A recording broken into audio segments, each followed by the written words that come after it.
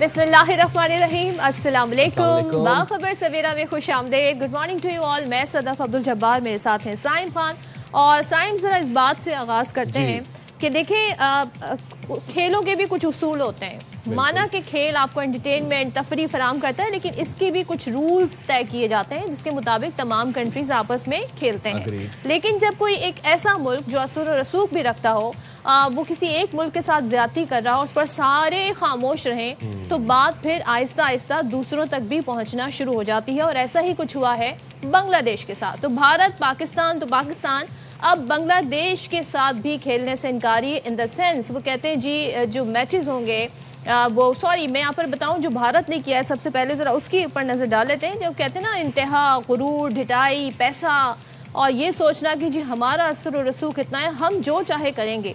अपने आप में डोनाल्ड ट्रंप शायद वो समझ रहे हैं अपने आप को, बीसीसीआई की मैं बात कर रही हूँ, और आईसीसी की ज़ाहिर है अब करता धरता भी हो गए हैं जय शाह।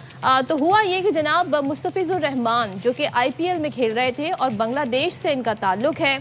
अब कुछ हालात बनते हैं बांग्लादेश में, उसके बाद तनकीद होती है कोलकाता राइडर्स जो कि शाहरुख खान की है कि आपने क्यों लिया है बांग्लादेश के क्रिकेटर को। इवन के गद्दारी के फतवे भी जारी कर दिए हैं शाहरुख खान के खिलाफ, और ये तक कहा गया है जी जनाब कोई फला फला इनके साथ करेगा तो हम उसको इतने लाख रुपए देंगे। अच्छा, ये जो मुस्लिम दुश्मनी है ना, ये जो इस्लामोफोबिया है ना, क्लासिकल एग्जाम्पल ऑफ इस्लामोफोबिया है। मसला खिलाड़ियों से नहीं है, मसला खेल से नहीं है, मसला अदाकार से नहीं है, मसला है इस्लाम से, मसला है मुस्लिम दुश्मनी का।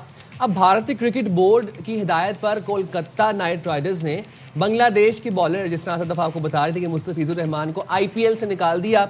इसके बाद बांग्लादेश क्रिकेट बोर्ड की अहम बैठक हुई और फैसला किया गया कि वर्ल्ड कप मैचेस के लिए टीम अब भारत नहीं जाएगी। और उसके ऊपर शाहरुख खान को गद्दार कहना, ये कहना कि इन्होंने मुस्तफिजुर रहमान को अपनी टीम में शामिल किया, मतलब लॉजिकलेस। आपको सुनवाते हैं क्या कह रहे थे ये। अब सोचें कि इनके जो एक्टर्स हैं जो ज़ाहिर है अपने आप को मुस्लिम कहते हैं, वो एक्टर्स उनको हर मौके पे हर कदम पे ये साबित करना पड़ता है कि हम उसूलों पर नहीं चल रहा है, आप जो हमें कहें वही ठीक है। यानी कि सरकार जो कहेगी फिर इन्हें वही सब करना पड़ता है, वरना इनके लिए हिंदुस्तान में रहना बहुत मुश्किल हो जाए। यही मिसाल ये हुई, शाहरुख खान चाहते तो डट जाते, वो कहते हैं जी जो भी बाकिया हुआ है उससे पहले हमने लिया था मुस्तफिजुर रहमान को, और पूरी एक ड्राफ्टिंग होती है, खिलाड़ियों का ऑक्शन होता है, पूरा प्रोसेस हो जाए तो कहते हैं ना दिन दहाड़े होता है, सूरज की खुली रोशनी में होता है। ये नहीं होता कि चुपके से आपने किसी को भर्ती कर लिया अपनी टीम में। और सदफ ये जो इंतहा पसंदी है, ये जो एक्सट्रीमिज्म है, जो हिंदुत्व के बैनर के नीचे रेडिकलिज्म हो रहा है, ये सिर्फ हम बात नहीं कर रहे हैं। अब आलमी जरीदे वॉल स्ट्रीट जर्नल की रिपोर्ट आई है जिसमें उन्होंने लिखा है कि इस क्रिसमस पर जो भारत में इंतहा पसंदी हुई, जो पुरतशद्दुद कार्रवाइयां की गई, गिरजा घरों को यरगमाल बनाया गया, क्रिसमस की तकरीबात पे पास्टर्स को हिरासा किया गया। आप सोचें दुनिया ये बात जान रही है, दुनिया लान तान कर रही है कि भारत जो अपने आप को एक सेकुलर स्टेट कहता है, प्रोग्रेसिव स्टेट कहता है सदफ, वहां पर ये मामला चल रहे हैं, वहां पर आप अकलियतें गैर महफूज होती जा रही, ना सिर्फ मुसलमान, अब हम देख रहे हैं क्रिश्चियंस भी, और साथ ही साथ सिख तो वैसे ही हाँ। लेकिन हमें अब ये देखना होगा कि क्या भारत के अंदर जो सेम वॉइसेस हैं वो कुछ इस हवाले से बात कर रहे हैं कि नहीं। कांग्रेस के रहनुमा शशि थरूर, उन्होंने मोदी सरकार और भारतीय बोर्ड को आड़े हाथों ले लिया है। कहते हैं कि सियासी नाकामियां छुपाने के लिए खेल को ढाल ना बनाया जाए। इससे ज्यादा मोदी को कोई बड़ा तीर और तंज नहीं लगा सकता जो उन्होंने कह दिया। ज़ाहिर सियासी नाकामियां क्या है, मार्का हक में हारने के बाद भारत हर वो काम कर रहा है जिससे वो अपनी ग्रैंडियोसिटी साबित कर सके जो वो नहीं कर पा रहा है। वो कहते हैं जी खेल और सियासत को अलग रखना चाहिए। ये कुछ सेन वॉइसेस हैं जो कि आवाज उठाती हैं, और वो भी यही, शशि थरूर भी ये बात कर रहे थे कि स्टॉप पॉलिटिसाइजिंग क्रिकेट। खेल का सियासत से कोई ताल्लुक नहीं। और जब जब बीजेपी का मैंडेट लूज होने लगता है, जब जब मोदी सरकार इररेलेवेंट होने लगती है, तब तब इस्लामोफोबिया पर मबनी कोई ना कोई कार्रवाई कर देते हैं। आप ये देखें, जब पाकिस्तान के खिलाफ भारत सब कुछ कर रहा था, सारे मुल्क खामोश बैठे थे। आज आपकी भी बारी आ रही है, आज बांग्लादेश की बारी आई है, कल किसी और मुल्क की आएगी, हो सकता है श्रीलंका की भी बारी आ जाए कि भारत को जहाँ पे भारत, क्योंकि भारत का वतीरा और बयानिया हेट्रेड है। और जब हम ये कहते हैं ना कि आप सियासत को खेल में लेकर ना आए, तो फिर ये बात यहाँ पर सच साबित होती है कि देखें किस तरीके से अब खेल के साथ खिलवाड़ हो रहा है। اور ظاہر ہے اس کی کیا ریپریکاشنز ہوں گے، کیونکہ میں یہ جاننا چاہوں گی ICC کے قوانین کیا یہ بھی ہیں کہ اگر ایک سے زیادہ ملک آپ کے ملک میں کھیلنے سے انکار کر دیں تو کیا پھر وہ میزبانی کا حق آپ سے لے لیا جاتا ہے کہ نہیں، یا یہاں بھی بیکاز جے شاہ کیونکہ سارا معاملہ سنبھال رہا ہے ICC کا، تو یہاں بھی کوئی کچھ نہیں کہے گا؟ توصیف احمد صاحب ہمارے ساتھ موجود ہیں، پاکستان کے معروف سابق test cricketer. Thank you so much Tauseef sahab ہمیں جوائن کرنے کے لیے.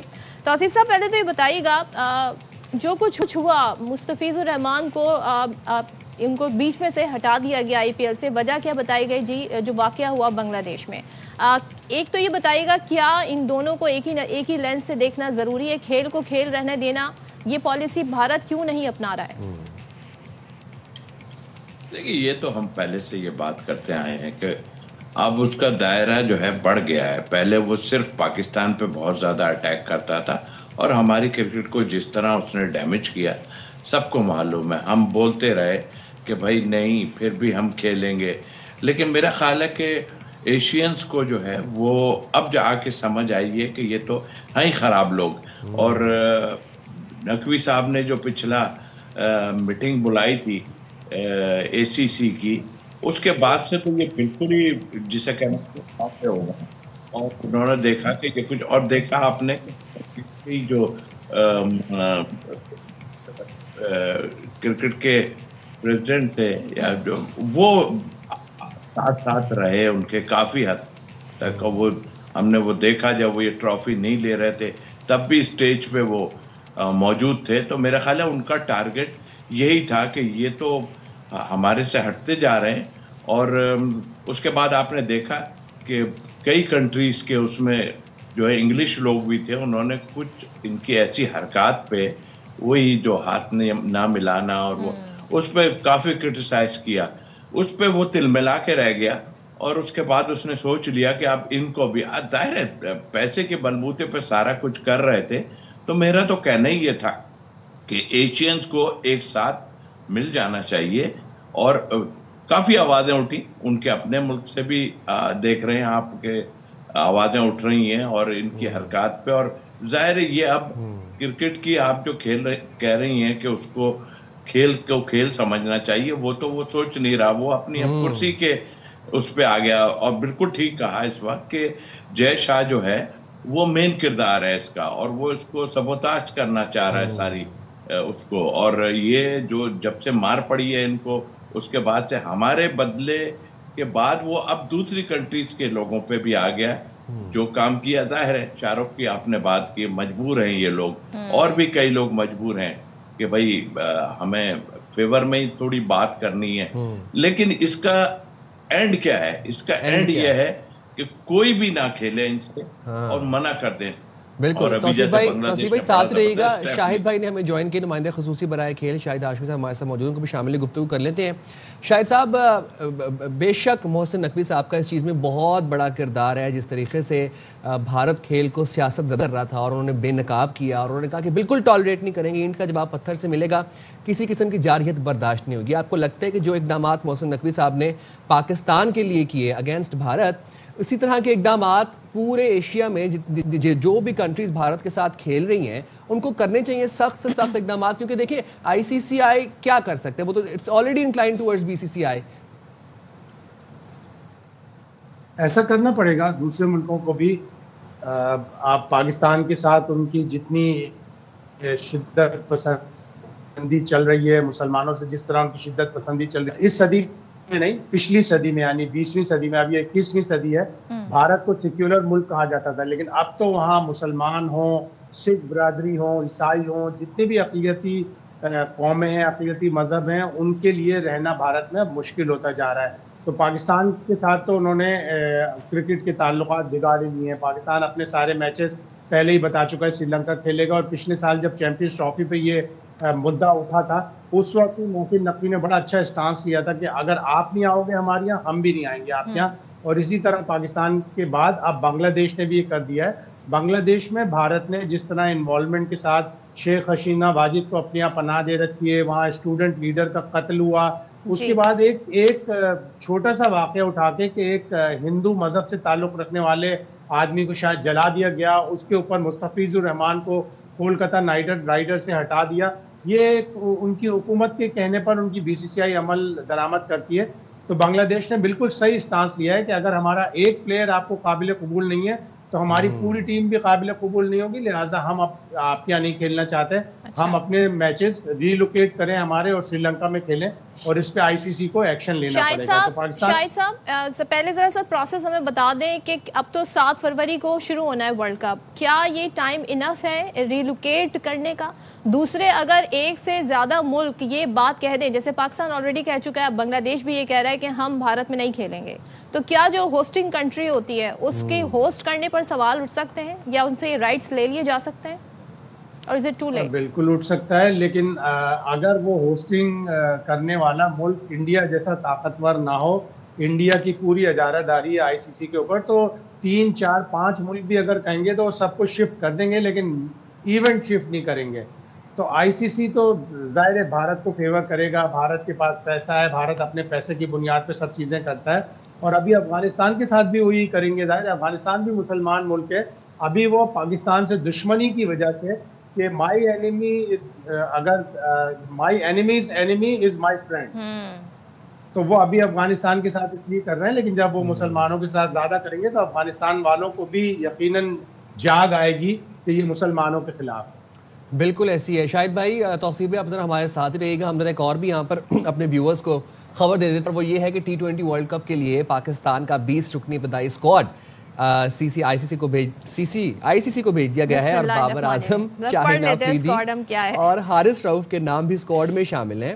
اور سنیں, محمد رضوان, سفیان مقیم, عباس آفریدی کو شامل نہیں کیا گیا جناب. آسٹریلیا میں بگ بیش لیگ کے دوران زخمی ہونے والے شاہین آفریدی کا ریہیب جاری ہے, اور امید یہ کی جا رہی ہے کہ میگا ایونٹ سے پہلے وہ فٹ ہو جائیں گے. اور اسکواڈ میں عثمان خان کو بطور وکٹ کیپر منتخب کیا گیا ہے. سو قومی ٹیم سری لنکا میں 7 سے 11 جنوری تک T20 سیریز کھیلے گی, جس کے بعد ہیڈ کوچ مائک ہیسن 20 میں 15 رکنی اسکواڈ بیس میں فائنل رکنی اسکواڈ فائنل کریں گے. اچھا جی, ذرا اس پہ بات کر لیتے ہیں مزید بھی, کیونکہ ظاہر ہے اب یہ ایک ایسی سیریز ہے جو ورلڈ کپ سے پہلے ہونی ہے, تو اس میں جو ہمارے کھلاڑی ہیں ان کی چاہے فٹنس ہو, ان کی چاہے اس وقت پرفارمنس کی بات ہو, یہ جاننا بڑا ضروری ہے. تو توصیف صاحب سر پہلے آپ سے شروع کر لیتے ہیں. ابھی تک جو ہمارے سامنے ٹیم آئی ہے جو سری لنکا میں جا کے کھیلے گی, گو کہ ظاہر ہے ہمیں سری لنکا میں ہی اپنے میچز کھیلنے ہیں ورلڈ کپ کے, کیسا لگتا ہے آپ کو یہ ٹیم جو سلیکٹ ہوئی ہے, اس ٹیم کے بارے میں کیا کہیں گے؟ کیا ابھی یہ میرا خیال ہے 20 کا اسکواڈ دیا ہے, اور چینج بھی کر سکتے ہیں 31 تک آئی تھنک.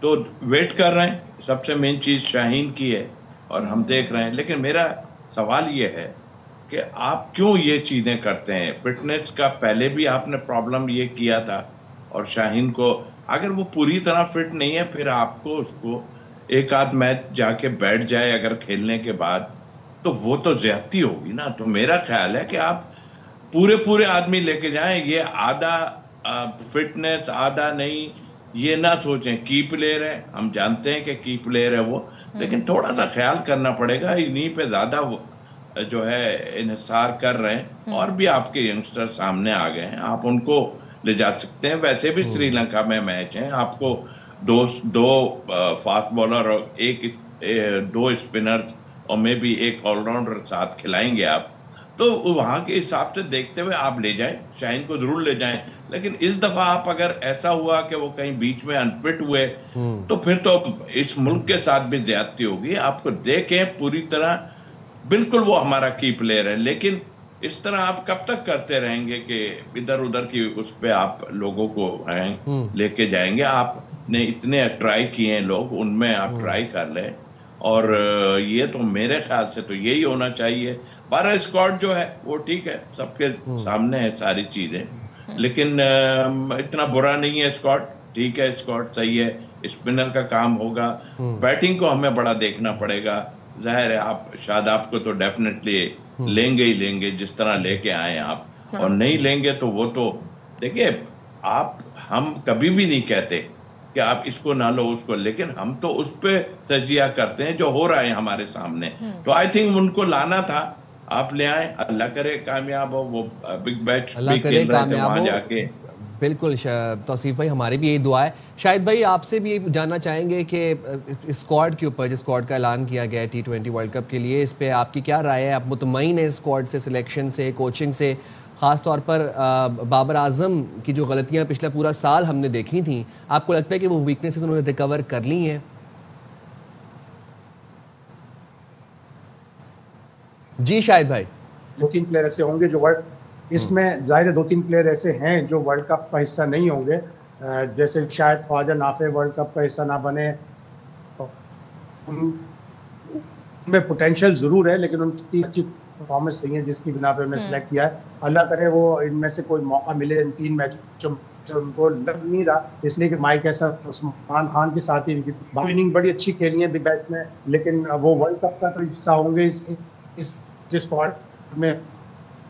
پہلے وہ بگ بیش ابھی نہیں ہے. شاہین شاہ آفریدی ہوئی ہے. چلو 3 پلیئر ظاہر ہے ان کا کمپٹیشن سامنے اچھے پلیئروں سے ہوتا ہے. عباس آفریدی اس ٹیم میں نہیں ہے، سفیان مقیم نہیں ہے، لیکن محمد نواز ہے اس لیے سفیان مقیم نہیں ہے، فہیم اشرف ہے اس لیے عباس آفریدی نہیں ہے. تو اب کل بڑی اچھی بالنگ کی نصیب شاہ نے، تو اس سے لگ رہا ہے کہ نصیب شاہ بھی ورلڈ کپ کا حصہ ہو گیا. ابھی وہ سری لنکا حسن نواز بھی نہیں. ٹھیک ہے، بہت شکریہ شاہد ہاشمی صاحب اور توصیف بھائی، آپ نے باخبر سویرا کے لیے وقت نکالا. جناب اب جو یہ ہماری ٹیم ہے کیسا کھیلتی ہے، اور میں ایگری کرتی ہوں توصیف صاحب کی بات سے کہ بھائی شاہین آفریدی اور یہ فٹنس کے مسائل پلیز سارٹ آؤٹ ہو جائیں بگ ایونٹ سے پہلے تو بہتر ہوگا. آپ کو یاد ہے لاسٹ چیمپئنز ٹرافی تھی، اس سے پہلے سائم ایوب جب انجرڈ ہو گئے تھے تو کتنا بڑا ہی ہمارے لیے سیٹ بیک تھا، کیونکہ وہ بہت زبردست فارم میں جا رہے تھے.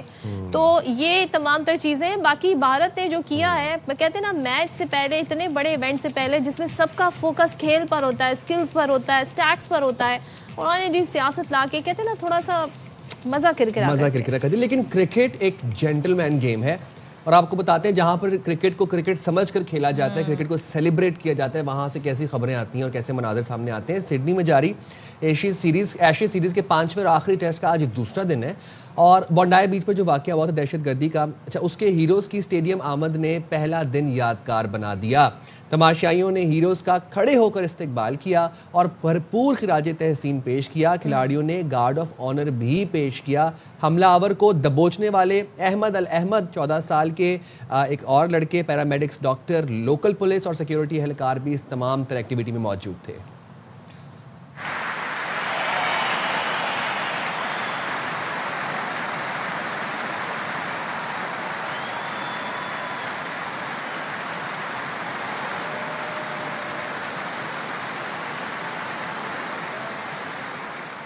اچھا آپ یہ منظر دیکھیں، this is how you pay tribute to your heroes. یا آپ کسی بھی ایونٹ کے لیے لوگوں کے اندر ایک احساس جگاتے ہیں، ان کے اندر اشتعال نہیں دلواتے. یہ خاموشی جو اختیار کی گئی، یہ جو لوگوں نے کھڑے ہو کے کلیپنگ کی، یہ اس بات کی غمازی کرتا ہے کہ جو ایونٹ ہوا، جو لوگ نقصان ہونے جا رہا تھا، جو اس سے بچایا، اس کی یہ سیلیبریشن ہے. لیکن چاہے تو آسٹریلیا بھی یہ کام کر سکتا ہے. آسٹریلیا چاہے تو کہہ دیجیے ہم بھارت میں نہیں کھیلیں گے، کیونکہ جو بندہ جس نے ہمارے ملک میں دہشت گردی کرنے کی کوشش کی، اس کا تعلق تو آپ کے ملک سے تھا. یہ وہی بہانہ ہے جو بھارت دوسرے ملکوں کے لیے بناتا ہے، تو کیوں نہ آسٹریلیا بھی یہ کر لے. لیکن آسٹریلیا ایسا نہیں کرے گا، کیونکہ ان کے ہاں ہیٹریٹ کی سیاست نہیں ہے. وہ کھیل کو کھیل سمجھتے ہیں اور پھر اسی طرح کھیلتے ہیں. وہ کھیل میں سیاست کو نہیں لے کر آتے ہیں. تو یہ بڑے بہترین شاندار مناظر ہیں. وہ لوگ ہیں جو انسانیت کو سمجھتے ہیں، انسانیت میں بلیو کرتے ہیں، اس کو پروموٹ کرتے ہیں، اور خاص طور پر اس طرح کے جو مناظر دیکھنے کو ملتے ہیں کرکٹ کے میدان سے، بڑے یہ سیلیبریٹ کیے جانے چاہیے اس طرح کے مناظر.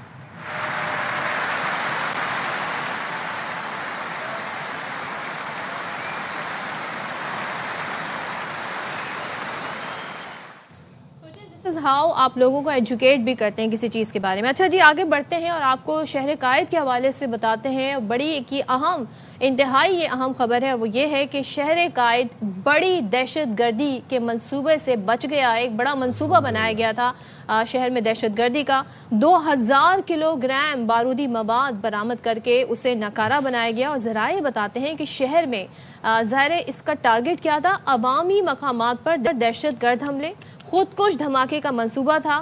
اور بلدیہ رئیس گوٹ سے 2 ٹن بارودی مواد پکڑا گیا. सिक्योरिटी इदारों ने दिन रात एक करके दहशत गर्दों के ठिकाने का सुराग लगाया। हमारे नुमाइंदे नज़ीर शाह हमारे साथ मौजूद है। नज़ीर, आपसे जानना चाहेंगे ये वाकया, ये जो समांतर कार्रवाई की गई है और ये बारूदी मवाद को डिसमेंटल किया गया, कब पेश आया, कैसे इत्तलात मिली, ज़रा हमें बताइएगा। देखिए साहब, ये बिलाशुबा सिक्योरिटी इदारों की बहुत बड़ी काविश है कि उन्होंने एक बहुत बड़े दहशतगर्दी के मंसूबे को न सिर्फ नाकाम बनाया है बल्कि जो भारतीय एजेंडे पर चलने वाले दहशतगर्द हैं उस पर्दे को भी फाश किया कि किस तरीके से कराची जो पाकिस्तान की शहरग है इसके अंदर बहुत बड़ा ये दहशतगर्दी का मंसूबा बनाया जा रहा था। अवामी मकामात को निशाना बनाना था। 2 टन से ज़ायद बारूदी मवाद एक ट्रक से और जो घरेलू तौर पर बनाया गया 40 किलो बारूदी मवाद है वो एक कंपाउंड से बरामद हुआ है। तकरीबन 60 ड्रम्स थे जिसके अंदर बारूदी मवाद भरा था। उसके साथ तकरीबन 5 गैस सिलेंडर्स थे जिसके अंदर उसी मवाद को उसके साथ मुंसलिक किया जाना था और इसको किसी एक जगह पर ब्लास्ट किया जाना था। तकरीबन ये 1 दिन 2 दिन के अंदर ये काम नहीं हुआ है। जब इंटेलिजेंस बेस इतला मौजूद थी इस बारे जिसकी में बिना पर कुछ बताया गया कि इतनी बड़ी तादाद में बारूदी मवाद 2 टन ये कैसे जमा किया गया और क्या मुख्तलिफ जगहों से मिले हैं, एक ही लोकेशन से मिले? देखिए, ये बल्दिया रईस कोट में एक खाली प्लॉट था, ये वहाँ से मिला है और इस जगह को तलाश करने के लिए तकरीबन 5 से 6 रोज़ का वक्त लगा है। जो इंटेलिजेंस इतला थी वो ये थी कि 40 किलोमीटर के रेडियस के अंदर ये दहशतगर्द जो अपना मजमूम जो मनसूबा बंदी वो कर रहे हैं और वहाँ पर जो है बारूदी मवाद हो सकता है। तो उस जगह को क्लोज करते करते करते जो दिन रात एक करके जो है ना सिक्योरिटी इदारों की जानिब से काम किया गया है और आखिर जब वो उस जगह तक पहुँचे तो फिर वहाँ पता चला कि कितनी बड़ी मनसूबा बंदी कैसे की जा रही थी। क्योंकि जब वो खुदकश एक वहाँ से पकड़ा गया जिसने मज़ीद मालूमात भी दिए हैं और सबसे अहम इंकशाफ ये हुआ है कि इनका ताल्लुक फितनतुल हिंदुस्तान कालादम BLA बशीर ज़ेब ग्रुप से है। वही बशीर ज़ेब जो माजी में मुतादिद दहशतगर्द हमले कर चुका है, जिसके पीछे हमेशा से हिंदुस्तान का हाथ रहा है। ये दहशतगर्द भारत के जो दहशतगर्दी होती है ये अफ़गानिस्तान की सरजमीन को इस्तेमाल करते हैं। बशीर ज़ेब चाइनीज़ पर हमलों में भी मुलविस है, जो जाफ़र एक्सप्रेस है उस पर भी मुलविस है। इसके अलावा और बड़े दहशतगर्दी के केसेस है जिसके अंदर उसका नाम सामने आता रहा है। और कराची के आपको पता है कि कराची जो पाकिस्तान का माशी हब है, यहाँ पर मुख्तलिफ ऐसे मकामात है, अवामी मकामात है और दीगर हैं जहाँ पर अगर ये अपनी मनसूबा बंदी जो उन्होंने की थी कामयाब हो जाते तो ये बहुत बड़ा नुकसान होता। लेकिन जो दिन रात हमारे जो सिक्योरिटी इदारे जो काम करते हैं उन्होंने एक मरतबा फिर दहशतगर्दी का बहुत बड़ा मनसूबा नाकाम बनाया है, कराची को तबाही से बचाया है। आज बाकायदा एक प्रेस कॉन्फ्रेंस के जरिए बताया जाएगा कि इसके अंदर जो गिरफ्तार खुदकश है उसने मजीद क्या इंकशाफात। वैसे आपकी इतलात के मुताबिक क्या मालूमात हैं, ये इंटेलिजेंस बेस्ड कार्रवाई थी या फिर कोई कहीं से टिप मिली या किसी के ऊपर शक था या कोई पकड़ा गया था उसने एतराफ़ किया?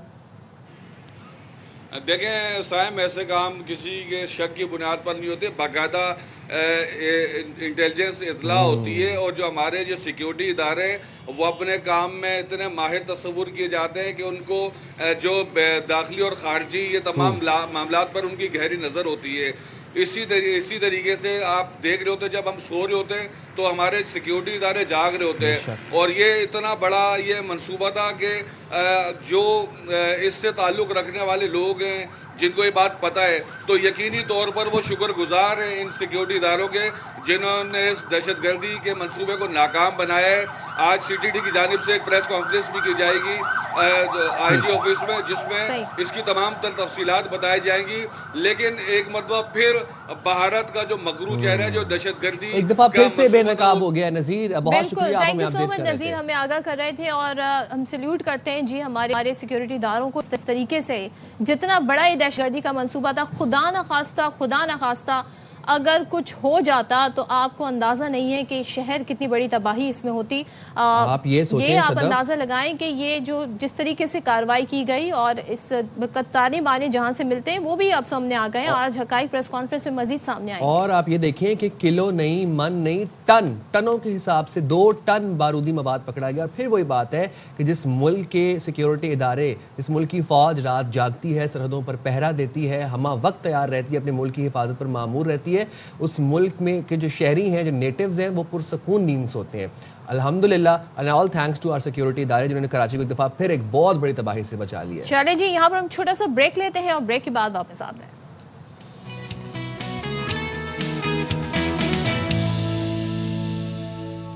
Welcome back. लेकिन हमने आज मौसम की बात नहीं की। मौसम की बात कर लेते हैं, क्या हाल है मौसम की बताएं। मौसम चेंज हुआ है पिछले अंगड़ाई वीकेंड, ले चुका है और कराची में फाइनली ठंड आ चुकी है। तवील अंगड़ाई है इस मौसम की जी। कराची में। अब मैं देख रहा हूँ कि आपको सड़क पर टोपियां पहने हुए अफराद भी नजर आ रहे हैं, हुडीज भी और जैकेट्स भी बाकायदा निकल आई हैं और पंखे शंखों का अब कोई कॉन्सेप्ट नहीं है, बंद हो गए। आप कहाँ की बात कर रहे हैं? ये मैं कराची की बात कर रहा हूँ। कराची इटसेल्फ। हाँ, बीच में से कोई एक आधा दिन आता है जो थोड़ा बहुत गर्म होता है, लेकिन अब ठंड आ गई है कराची में और बल्कि जाड़ा टाइप कुछ मौसम फील होता है। और ये खैर ये जाड़ा पूरे मुल्क में है, मुल्क जाड़ा तो पूरे मुल्क में है और मुल्क भर में जो मौसम है वो औसम है। और हम जब बात करते हैं बालाई इलाकों की और बलूचिस्तान की, वहाँ पर जी कड़ाके की सर्दी पड़ रही है, इससे आप अंदाज़ा लगा सकते हैं। और बर्फ़बारी ने कहते हैं ना, पूरा वहाँ को आप देखें, उन इलाकों को देखें, आपको हर जगह सफ़ेदी ही सफ़ेदी नज़र आती है। हसीन नज़ारे, दिलफरेब नज़ारे हैं।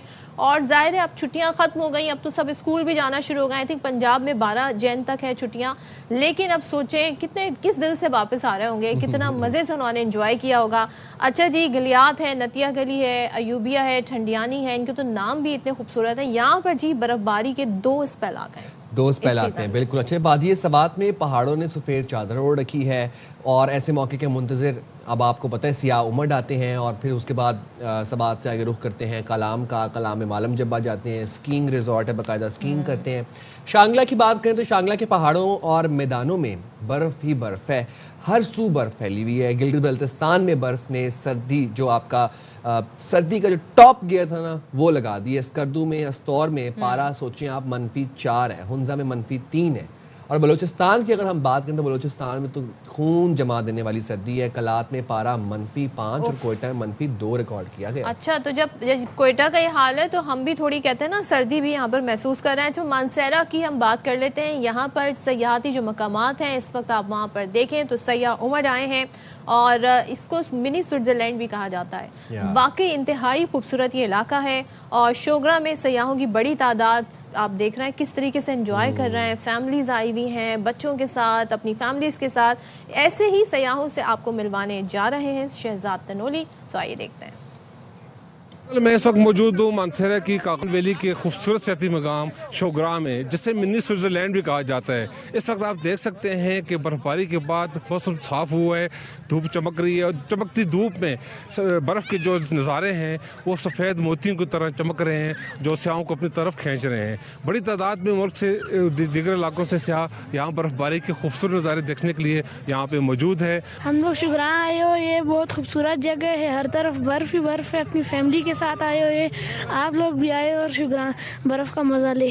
हम लोग यहाँ पे अपनी फैमिली के साथ आए हुए शोगराम विज़िट करने, तो आप लोग भी आए यहाँ पर अपनी फैमिलीज़ के साथ यहाँ पे एंजॉय करें। जी, आपने सुना जो यहाँ पे बच्चे हैं ख़ासकर वो इस बर्फ़बारी के खूबसूरत नज़ारों से खूब लुत्फ़अंदोज़ हो रहे हैं और साथ साथ दूसरों को भी यहाँ आने की दावत दे रही हैं। बिलाशुबा शोगरान जो है इस वक्त सियाहों की तवज्जो का मरकज़ बना हुआ है और सियाहों की मौज मस्तियाँ अरूज पर है। भाई सयाह तो सयाह हमारी भी तवज्जो का मरकज़ बना हुआ है, मसला ये कि हम यहाँ बैठे हैं। हाँ, हम यहाँ बैठे हैं। और सदफ एक चीज़ है जो मैंने नोटिस की है कि आज से कुछ अर्सा पहले तक 5-6 साल पहले तक जब हम जाते थे मानसहरा, एबटाबाद या कश्मीर या फिर सवात या फिर हुंजा, तो वहाँ पर करने के लिए एक्टिविटीज़ 2-3 ही होती थी। चेयर लिफ्ट्स होती थी या फिर घोड़े होते थे, घोड़े सवारी करते थे। अब जिस तरीके से एडवेंचर स्पोर्ट्स को फरोग मिला है, स्कीइंग हो रही है, आइस हॉकी हो रही है, आइस कबड्डी उस दिन हमने दिखाई, फैसिलिटीज बहुत बढ़ गई। यस, हमने उस दिन आपको बताया था कितने स्पोर्ट्स के ATVs चल रही हैं, इवेंट हो रहा है। चलें जी, तो जरा बात कर लेते हैं वेदर फोरकास्ट के हवाले से। Director national weather forecasting Mohammad Irfan Virk हमारे साथ हैं। अब ज़रा पूछ लेते हैं कि जो बर्फ़बारी का सिलसिला है कब तक जारी रहने का इम्कान है, और 2 स्पेल आ गए हैं, तो मज़ीद भी स्पेल के बारे में क्या कुछ हमें बताई जा रहा है, सिलसिला क्या है, तो बताइएगा बिर्क साहब। जो बलाई इलाके हैं बड़ी ज़बरदस्त वहाँ पर बर्फ़बारी हो रही है, तो स्पेल कब तक जारी रहने का इम्कान है? देखिए, ये जो बलाई इलाकों में अभी गिलगित बल्तिस्तान में जो है ना अभी भी जो है ना वो बादल उधर मौजूद हैं और पहाड़ों पर जो है ना वो बर्फ़बारी भी जो है ना वो हुई है थोड़ी बहुत। लेकिन ये वाला जो है इसमें तो कोई ऐसी नहीं है कि ये जो मैदानी इलाकों में या नीचे इलाकों में आए।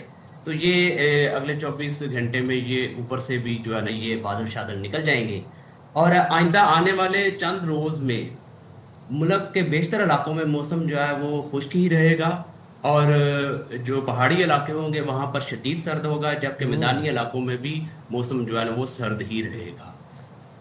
اور برق صاحب، جب ہم پہاڑی علاقوں کی بات کرتے ہیں تو آپ کہہ رہے ہیں موسم سرد رہے گا، بٹ زیادہ سے زیادہ برف باری کن علاقوں میں اور کتنی متوقع ہے، اور یہ بتائے گا کتنے فٹ تک ہو سکتی ہے؟ دیکھیں ابھی یہ والا جو سلسلہ ہے یہ گزر چکا ہے، اب اس میں کوئی ایسی برف باری مزید جو ہے نا وہ نہیں ہے، لیکن تاہم جو گلیشیئرز ہوتے ہیں وہاں پر بادل جو ہے نا وہ رہتے ہیں، وہاں پر ایک الگ بات ہے، لیکن جو سیر و سیاحت کے علاقے ہیں جیسے کاغان، ناران، گلیات، مری، یہاں پر جزوی طور پر ابر آلود رہے گا موسم، لیکن کوئی اتنی بارش اور برف باری کے جو ہے نا امکانات آگے نہیں ہیں۔ اگلے آنے والے چند روز میں موسم جو ہے نا وہ سرد ہی رہے گا اور خشک رہے گا، جبکہ جو میدانی علاقے ہیں خاص طور پہ شمال مشرقی پنجاب، ساؤتھ پنجاب کے علاقے اور بالائی جو سندھ کے علاقے ہیں جہاں پر دھند ہوگی یہاں پر، اور شدید دھند جو ہے نا وہ شمال مشرقی علاقوں میں جو ہے وہ ہوگی، اور ابھی بھی ہم دیکھ رہے ہیں کہ دھند جو ہے نا وہ کافی زیادہ جو ہے نا وہ پڑی ہوئی ہے۔ آنے والے دنوں میں بھی یہ دھند کا سلسلہ جو ہے نا وہ جاری رہے گا۔ جی اچھا، دھند کا سلسلہ آپ نے کہا جاری گا۔ دھند پچھلے دنوں ہم نے کراچی میں بھی ایکسپیرینس کی تھی، یہ الگ بات ہے کہ ہم ابھی تک جی سردیوں کے کپڑے جو پہننا چاہ رہے تھے ویلویٹ اور جیکٹس، وہ ابھی تک ہم انتظار میں، لیکن پھر بھی لوگوں نے ظاہر ہے تھوڑی بہت سردی محسوس ہوتی ہے، رات میں بالخصوص ٹھنڈی ہوائیں چل جاتی ہیں۔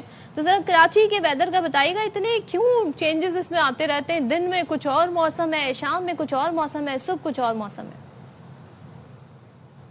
دیکھیے کراچی کیونکہ ساحلی علاقہ ہے، یہاں پر جو ہے نا وہ سمندر سے بھی ہوائیں بعض اوقات چلتی ہیں، بعض اوقات شمال مغرب سے ہوائیں آ جاتی ہیں، تو یہ پیٹرن جو ہوتا ہے کراچی کا یہ ڈیفرنٹ ہے۔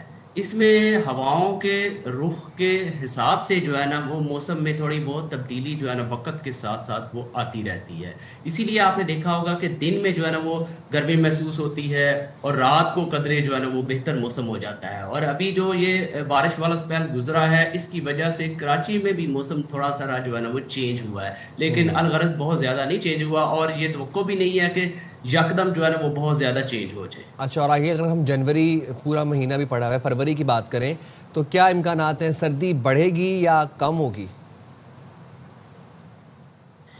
دیکھیے یہ جو سردی ہے، سردی کی جو ایپیزوڈز ہیں وہ اس وقت آئیں گی جب کوئی بارش والا سلسلہ آئے گا، ادروائز آپ کی جو سردی ہوگی وہ نارمل طریقے سے رہے گی۔ اچھا، ٹیمپریچر جو ہوں گے، درجہ حرارت ہوں گے وہ قدرے نارمل سے بعض علاقوں میں زیادہ ہوں گے، لیکن اس میں آپ دیکھیں گے کہ جہاں پر میدانی علاقے ہیں، خاص طور پر پنجاب کے شمال مشرقی علاقے، ساؤتھ پنجاب کے علاقے، یہاں پر جو دن کے درجہ حرارت ہوں گے وہ کم ہو جائیں گے، یعنی وہ جو ہے نا 20 سے بھی بعض علاقوں میں جو ہے نا وہ کم آپ کو محسوس ہوں گے، اور اسی طرح جو کم سے کم درجہ حرارت ہوگا وہ ذرا بڑھ جائے گا، وہ زیادہ ہو جائے گا، اور اوورآل جو درجہ حرارت ہوں گے وہ نارمل سے کے ایکول ہی ہوں گے، اس کے برابر ہوں گے۔ ٹھیک ہے عرفان صاحب، تھینک یو سو مچ، بہت شکریہ آپ کا۔ اور آپ دیکھیں جی کراچی کا موسم یہ واقعتاً ایسے ہی ہے نا سائم، کہ دن میں آپ کو ٹھنڈ، صبح سویرے جو یہ والا ٹائم ہوتا ہے نا، صبح فجر کے بعد والا ٹائم بڑی سردی محسوس ہو رہی ہوتی ہے، اس کے بعد جیسے جیسے سورج نکلتا ہے تھوڑا گرم موسم ہو جاتا ہے، بڑا پلیزنٹ سا ہوتا ہے ویسے، شام کو پھر یخ بستہ ہوائیں آ جاتی ہیں کہیں سے، اور وہ جو ہوائیں جو کونے کونے سے جی نکل کے اندر کمرے میں گھروں میں آ رہی ہوتی ہیں، تو یہ جی لوگوں کو بڑا بادر کرتی ہیں، اور لوگوں نے بڑے ویسٹ اوپن گھر بنائے ہوئے ہوتے ہیں، تو ہم نے کوئی ایسے انتظام نہیں کیا، اچانک سے جب ہوائیں چلتی ہیں تو پھر ہمیں لگتا ہے سردی آ گئی، ایسی اگریڈ۔ چلیں جی ذرا بات کر لیتے ہیں سیاسی منظرنامے کی۔ بہت دنوں سے مطلب ہم پچھلے سال سے نئے سال میں انٹر ہو گئے، مذاکرات کی بات ہو رہی ہے، مگر یہ مذاکرات کیسے سٹارٹ ہوں گے، سٹارٹنگ پوائنٹ کیا ہوگا یہ سمجھ رہے ہیں، وہ اونٹ ہی ہمیں مذاکرات کا نظر نہیں آ رہا ہے، یہ تو بعد میں طے ہوگا کہ وہ کس کروٹ بیٹھے گا۔ اچھا جی، حکومت اور پی ٹی آئی کے درمیان جو مذاکرات کا یہ معاملہ ہے صرف باتوں تک محدود ہے، یا جو پیشکش ہے یہ بھی ہمیں باتوں سے زیادہ آگے بڑھتی نظر نہیں آ رہی۔ وزیر دفاع خواجہ آصف نے بڑا امپورٹنٹ بیان دیا ہے، کہتے ہیں شہداء کے خون کے ساتھ جو کھڑے نہیں ہوتے، پی ٹی آئی کو انہوں نے کہا ان کے ساتھ میں کیسے مذاکرات کروں، پھر وہی کہتے ہیں کہ جی اگر میری پارٹی بھی مذاکرات کرے گی تو میں اس کے خلاف آواز اٹھاؤں گا، اور مجھے کوئی اس مذاکرات کا سٹارٹنگ پوائنٹ نظر نہیں آ رہا۔ تو سن لیتے ہیں وہ کیا کہہ رہے ہیں۔ چلیں وہ پروگرام اعتراض ہے میں ویسے گفتگو کر رہے تھے اور کہتے ہیں جناب کہ مجھے کوئی پوائنٹ نظر نہیں آ رہا, فضا بہتر بنائیں تو شاید کچھ بات ہو سکتی. سن لیتے ہیں. بڑوں کا بیٹھنا اس میں جانے کے لیے سنسیریٹی بہت بڑا ایلیمنٹ ہے. میرا نہیں خیال پرپوزل ہے 5 بڑوں کو مل کے بیٹھنا چاہیے. محمود خان سے جو ان کا اعتماد وہ ظاہر کر رہے ہیں عمران خان کے اوپر, اس پہ ضرور مجھے ایک سوالیہ نشان. اس صورتحال میں کوئی سٹارٹنگ پوائنٹ ہی نہیں نظر آتا مجھے مذاکرات کا یا کوئی اور. میں ان لوگوں سے کس طرح بات کروں جو میرے ملک کے ساتھ نہیں کھڑے, ان شہداء کے خون کے ساتھ نہیں کھڑے, اور میں ان کے ساتھ مذاکرات کروں. میری پارٹی بھی اگر کرے گی تو میں ود ان پارٹی ڈسپلن میں اس کے خلاف آواز اٹھاؤں. اچھا, ابھی تو یہ بھی خیر ڈیبیٹ چل رہی ہے کہ یہ مذاکرات مشروط ہوں گے کہ غیر مشروط ہوں گے, لیکن خواجہ وزیر اعظم کے مشیر سینیٹر رانا ثناء اللہ صاحب یہ کہتے ہیں کہ پی ٹی آئی والوں کو اپنے اعمال پر معافی مانگنی چاہیے, وچ مینس کہ مشروط کی طرف جاتے نظر آ رہے ہیں. مخالفین پر کیسز بنانا نون لیگ کا ایجنڈا نہیں ہے, معاملات کو بیٹھ کر حل کیا جاتا ہے. پی ٹی آئی والے معاملات بیٹھ کر حل کرنا نہیں چاہتے. اور ساتھ ہی ساتھ تحریک تحفظ آئین پاکستان نے فواد چودھری کی سربراہی میں قائم نیشنل ڈائلاگ کمیٹی کی قومی کانفرنس میں شرکت سے معذرت کر لی ہے. اور تحریک کے ترجمان کا یہ کہنا ہے کہ پی ٹی آئی پہلے ہی اپنے سابق رہنماؤں سے اظہار لا تعلقی کر چکی ہے. چلیں تو اسی پہ بات کر لیتے ہیں. ہمارے ساتھ موجود ہیں سابق وفاقی وزیر فواد چودھری صاحب.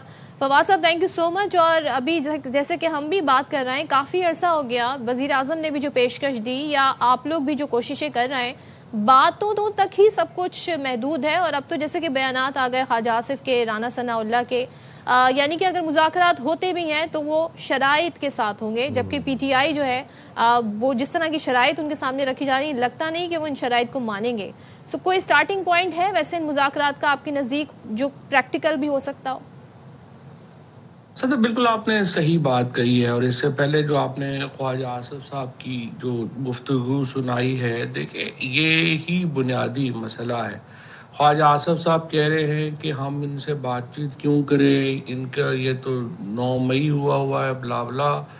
اور دوسری طرف پی ٹی آئی کہتی ہے کہ ہم مذاکرات کیوں کریں, یہ تو جعلی حکومت ہے, جعلی مینڈیٹ لے کے بیٹھی ہوئی ہے, الیکشن پورا انہوں نے چوری کر لیا, لوگوں نے مسترد کیا, اور اس کے باوجود یہ سارے وزیر بن کے بیٹھ گئے ہیں, تو ہم ان سے مذاکرات کیوں کریں.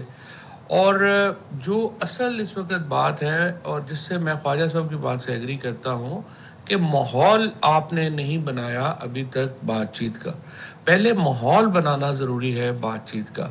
اور یہ بات بھی صحیح ہے کہ 5 بڑے اس وقت تک نہیں بیٹھ سکتے جب تک ایک مثبت ماحول موجود نہ ہو. اور ہمارا جو ماننا ہے یہی وہ پوائنٹ ہے جس کے اوپر نیشنل ڈائلاگ کمیٹی جو ہے وہ کام کر رہی ہے. یہ مثبت ماحول بنانا کس نے, زیادہ ذمہ داری کس پہ عائد ہوتی ہے؟ تو دیکھو ذمہ داری تو دونوں سائڈوں کے اوپر ہی ہے, لیکن بنیادی ذمہ داری تو دیکھو 3 فریق ہیں, اسٹیبلشمنٹ ہے, حکومت ہے, اور عمران خان ہے. تینوں فیصلہ کریں گے کہ ٹمپریچر نیچے لانا ہے تو نیچے آئے گا. تینوں میں سے ایک نے بھی فیصلہ کیا کہ ضرورت نہیں ہے تو پھر ٹمپریچر نیچے نہیں آ سکتا. لہٰذا جو تینوں فریق ہیں انہوں نے یہ ایک پہلا فیصلہ کرنا ہے کہ پولیٹیکل ٹمپریچر اوپر رکھنے میں پاکستان کا نقصان ہو رہا ہے یا فائدہ ہو رہا ہے. ہمارے خیال میں نقصان ہو رہا ہے, اور اس نقصان کی وجہ سے جو پاکستان کے اندر 50,000 سے 3 لاکھ روپے کمانے والے لوگ ہیں ان کی تو کمر ٹوٹ گئی ہے. اور آپ دیکھیں نا, سیدھی بات ہے کہ آپ پچھلے 2.5 سالوں میں 200% سے زیادہ اضافہ ہوا ہے روزمرہ کی اشیاء میں. آپ کی انکم, اب آپ سارے سیلریڈ لوگ ہیں, 40% ٹیکس لگ گیا. فارمر جو ہے اس کی فواد صاحب وہ تو ٹھیک ہے, ظاہر ہے یہ اوورسیز معاملات سب کے سامنے, لیکن مجھے یہ بتائیے گا کہ یہ جس طریقے سے مذاکرات کی بات کی جا رہی ہے, پچھلے دنوں جو قومی کانفرنس تھی تحریک تحفظ آئین پاکستان کے تحت, نون لیگ کو انہوں نے انوائٹ نہیں کیا. اسی طریقے سے اب ظاہر ہے جو آپ لوگ قومی ڈائلاگ کرنا چاہ رہے ہیں اس میں پی ٹی آئی شریک نہیں ہونا چاہتی. وہ یہ کہتے ہیں جی آپ لوگ ہیں کون, تو پی ٹی آئی کو اپنے رویے میں آپ نہیں سمجھتے لچک لے کر آنی ہوگی؟ دیکھیے بات یہ ہے کہ اس پی ٹی آئی کی جو موجودہ لیڈرشپ ہے اس کی کوئی خاص اہمیت نہیں ہے. اگر آپ ان سے یہ بات, میں نے رانا ثناء اللہ صاحب سے, ایاز صادق صاحب سے جب ہماری ملاقات بھی ہوئی ہے تو میں نے ان سے یہی کہا ہے کہ دیکھیں آپ بیٹھے ہوں گے, اسحاق ڈار صاحب بیٹھے ہوں گے, ایاز صادق صاحب بیٹھے ہوں گے, اعظم تارڑ صاحب بیٹھے ہوں گے, تو دوسری طرف سے کون بیٹھے گا؟ پی ٹی آئی کی جو لیڈرشپ ہے وہ تو 9 مئی اور 20 جون کے دوران ختم کر دی گئی. اب تو جو موجودہ پی ٹی آئی ہے یہ تو عمران خان کو جانتے ہی نہیں ہے، نہ عمران خان ان کو جانتے ہیں. اسی لیے آپ غور کریں گی، میں ہمیشہ یہ کہتا ہوں 3 فریق ہیں، عمران خان ہے، اسٹیبلشمنٹ اور حکومت ہے. پی ٹی آئی کی جو موجودہ لیڈرشپ ہے یہ فریق نہیں ہے. اگر آپ علامہ ناصر عباس اور اچکزئی صاحب کی بھی بات کریں، وہ عمران خان کو جانتے ہی نہیں ہیں، عمران خان ان کو نہیں جانتے. ہم یہ بار بار حکومت سے کہہ رہے ہیں کہ کوٹ لکھپت کے لوگوں کو آپ ریلیز دیں. شاہ محمود قریشی، محمود الرشید، اعجاز چودھری، یاسمین راشد، عمر چیمہ جب دوسری سائڈ پہ بیٹھے ہوں گے تو وہ عمران خان سے بات منوا سکتے ہیں. وہ بات کر سکتے ہیں، ہم لوگ بات کر سکتے ہیں. اگر آپ ان لوگوں سے بات کریں گے، سلمان راجہ ہو گیا، گوہر ہو گیا، وقاص وغیرہ، یہ جو سارے لوگ ہیں، آپ خود اتنا طویل عرصے سے صحافت میں ہیں، لیکن وہی آپ بات دیکھ نا، رہی آپ ہیں، کہہ رہے ہیں پروگرام کہ بھی ان کر کو رہی نہیں ہیں. جانتی پی ٹی آئی، یہ بات جن کی آپ کر رہے ہیں تحریک تحفظ آنے عمران پاکستان خان والے، نہیں جانتے. عمران خان نہیں جانتے، تو پی ٹی آئی والے کہتے ہیں ہم آپ کو نہیں جانتے کہ آپ کون ہیں. تو یہ تو بڑا ٹرسٹ کا فقدان ہے. یہ جو نیشنل ڈائیلاگ کمیٹی کی سربراہی آپ کر رہے ہیں، تحریک تحفظ آئین پاکستان نے اس میں شرکت سے منع کر دی ہے، اور وہ یہ کہتے ہیں کہ پی ٹی آئی پہلے ہی اپنے سابق رہنماؤں سے اظہار لا تعلقی کر چکی ہے. بات کرنے کا ان کا مقصد یہ کہ فواد چودھری صاحب کے پاس کسی قسم کا کوئی اختیار، کوئی مینڈیٹ نہیں ہے. سمجھنا ہم یہ چاہ رہے ہیں کہ یہ مذاکرات کون لیڈ کرے گا، کون کس پہ پہلے اعتماد کرے گا، گارنٹر کون بنے گا، یہ ذرا تمام سے اسٹریٹجی کس طرح آپ اس کو ایگزیکیوٹ کرنا چاہ رہے ہیں، ذرا سمجھائیے گا. نہیں، پہلے سائم آپ سے پہلے صدف نے بھی یہ بات کہی کہ وہ پی ٹی آئی کے لوگ کہہ رہے ہیں کہ جی یہ تو پی ٹی آئی میں نہیں ہے. ظاہر ہے ہم کہتے ہیں یہ پی ٹی آئی میں نہیں ہے، بٹ ناٹ ود اسٹینڈنگ کہ کون پی ٹی آئی میں ہے کون نہیں ہے. دیکھیں، اگر میں عمران خان کی رہائی کی کوشش کر رہا ہوں، میں مذاکرات کی بات کر رہا ہوں، عمران اسماعیل یہ بات کر رہے ہیں، اپنا محمود مولوی صاحب یہ بات کر رہے ہیں، شہزاد وسیم بھی یہ بات کر رہے ہیں، کسی کا تعلق ہو یا نہ ہو، اگر کوئی عمران خان کی رہائی کے لیے، سیاسی جو قیدی ہیں ان کی رہائی کے لیے بات کر رہا ہے، تو اگر sincerity who P T I کے اندر اور یا یہ تحریک تحفظ آئین کے اندر، تو اس کو تو انہیں سپورٹ کرنا چاہیے نا. ناٹ ود اسٹینڈنگ کہ کوئی ان کے ساتھ ہے یا نہیں ہے. انہیں تو ہر ایسی ایفرٹ کو لاجیکلی، اگر میں سائم کی کوئی انٹرسٹ کی بات کر رہا ہوں تو آپ کی فیملی کو تو چاہیے نا کہ وہ اس کو سپورٹ کرے. آپ کی انٹرسٹ کی بات ہے. لیکن یہ کیا بات ہے کہ جو عمران خان مین ایجنڈا رہائی ہے؟ نہیں، میں آپ کو بتاتا ہوں. لیکن یہ عجیب بات ہے کہ جو لوگ خود کو عمران خان کا کہتے ہیں کہ انہوں نے ہمیں اپوائنٹ کیا ہوا ہے، وہ ان کے مفاد کے خلاف جو ہے وہ جانا چاہتے ہیں. اس کی وجہ ہے عمران خان کی گرفتاری نے اور موجودہ جو تلخ صورتحال ہے اس کے اندر ایک وار اکانومی کریٹ ہو گئی ہے. بہت سارے لوگ ہیں جو باہر بیٹھے ہوئے، جن کے یوٹیوب چل رہے ہیں، سوشل میڈیا چل رہا ہے، یہ چل رہا ہے، اور لوگوں کے عہدے چل رہے ہیں. وہ اس وجہ سے چل رہے ہیں کہ یہ تلخیاں ہیں اور عمران خان جیل میں ہیں. اگر تلخیاں کم ہوتی ہیں، پالیٹکس بحال ہوتی ہے، تو بہت سارے لوگوں کے عہدے ختم ہو جائیں گے، ان کے پروگرام بند ہو جائیں گے، ان کو سمجھ نہیں آ رہا ہوگا ہم نے کرنا کیا ہے. یہی صورتحال دوسری طرف بھی ہے. ہمارا اب صدف آپ کی میں سوال کی طرف آتا ہوں. اس سے پہلے کہ ہمارا دوسری جو یہ ہے، جو جیسے اسد کیسر ٹائپ لوگ ہیں، وہ لوگ جو آپ کہتے ہیں نا، جنہیں خان صاحب بھی جانتے ہیں، وہ بھی خان صاحب کو جانتے ہیں، علی امین گنڈا پور صاحب ہیں، سابق وزیر اعلیٰ، یہ وہ لوگ ہیں. کیا یہ اعتماد کا اظہار نہیں کر سکتے؟ یہ آگے بڑھ کے نہیں بتا سکتے جی ہم انیشیٹ کرنا چاہتے ہیں مذاکرات، باقی لوگوں نے ہم سمجھا لیں گے؟ تو یہ کیا کردار ادا کر سکتے ہیں اور ان سے کیا رابطے ہوئے ہیں؟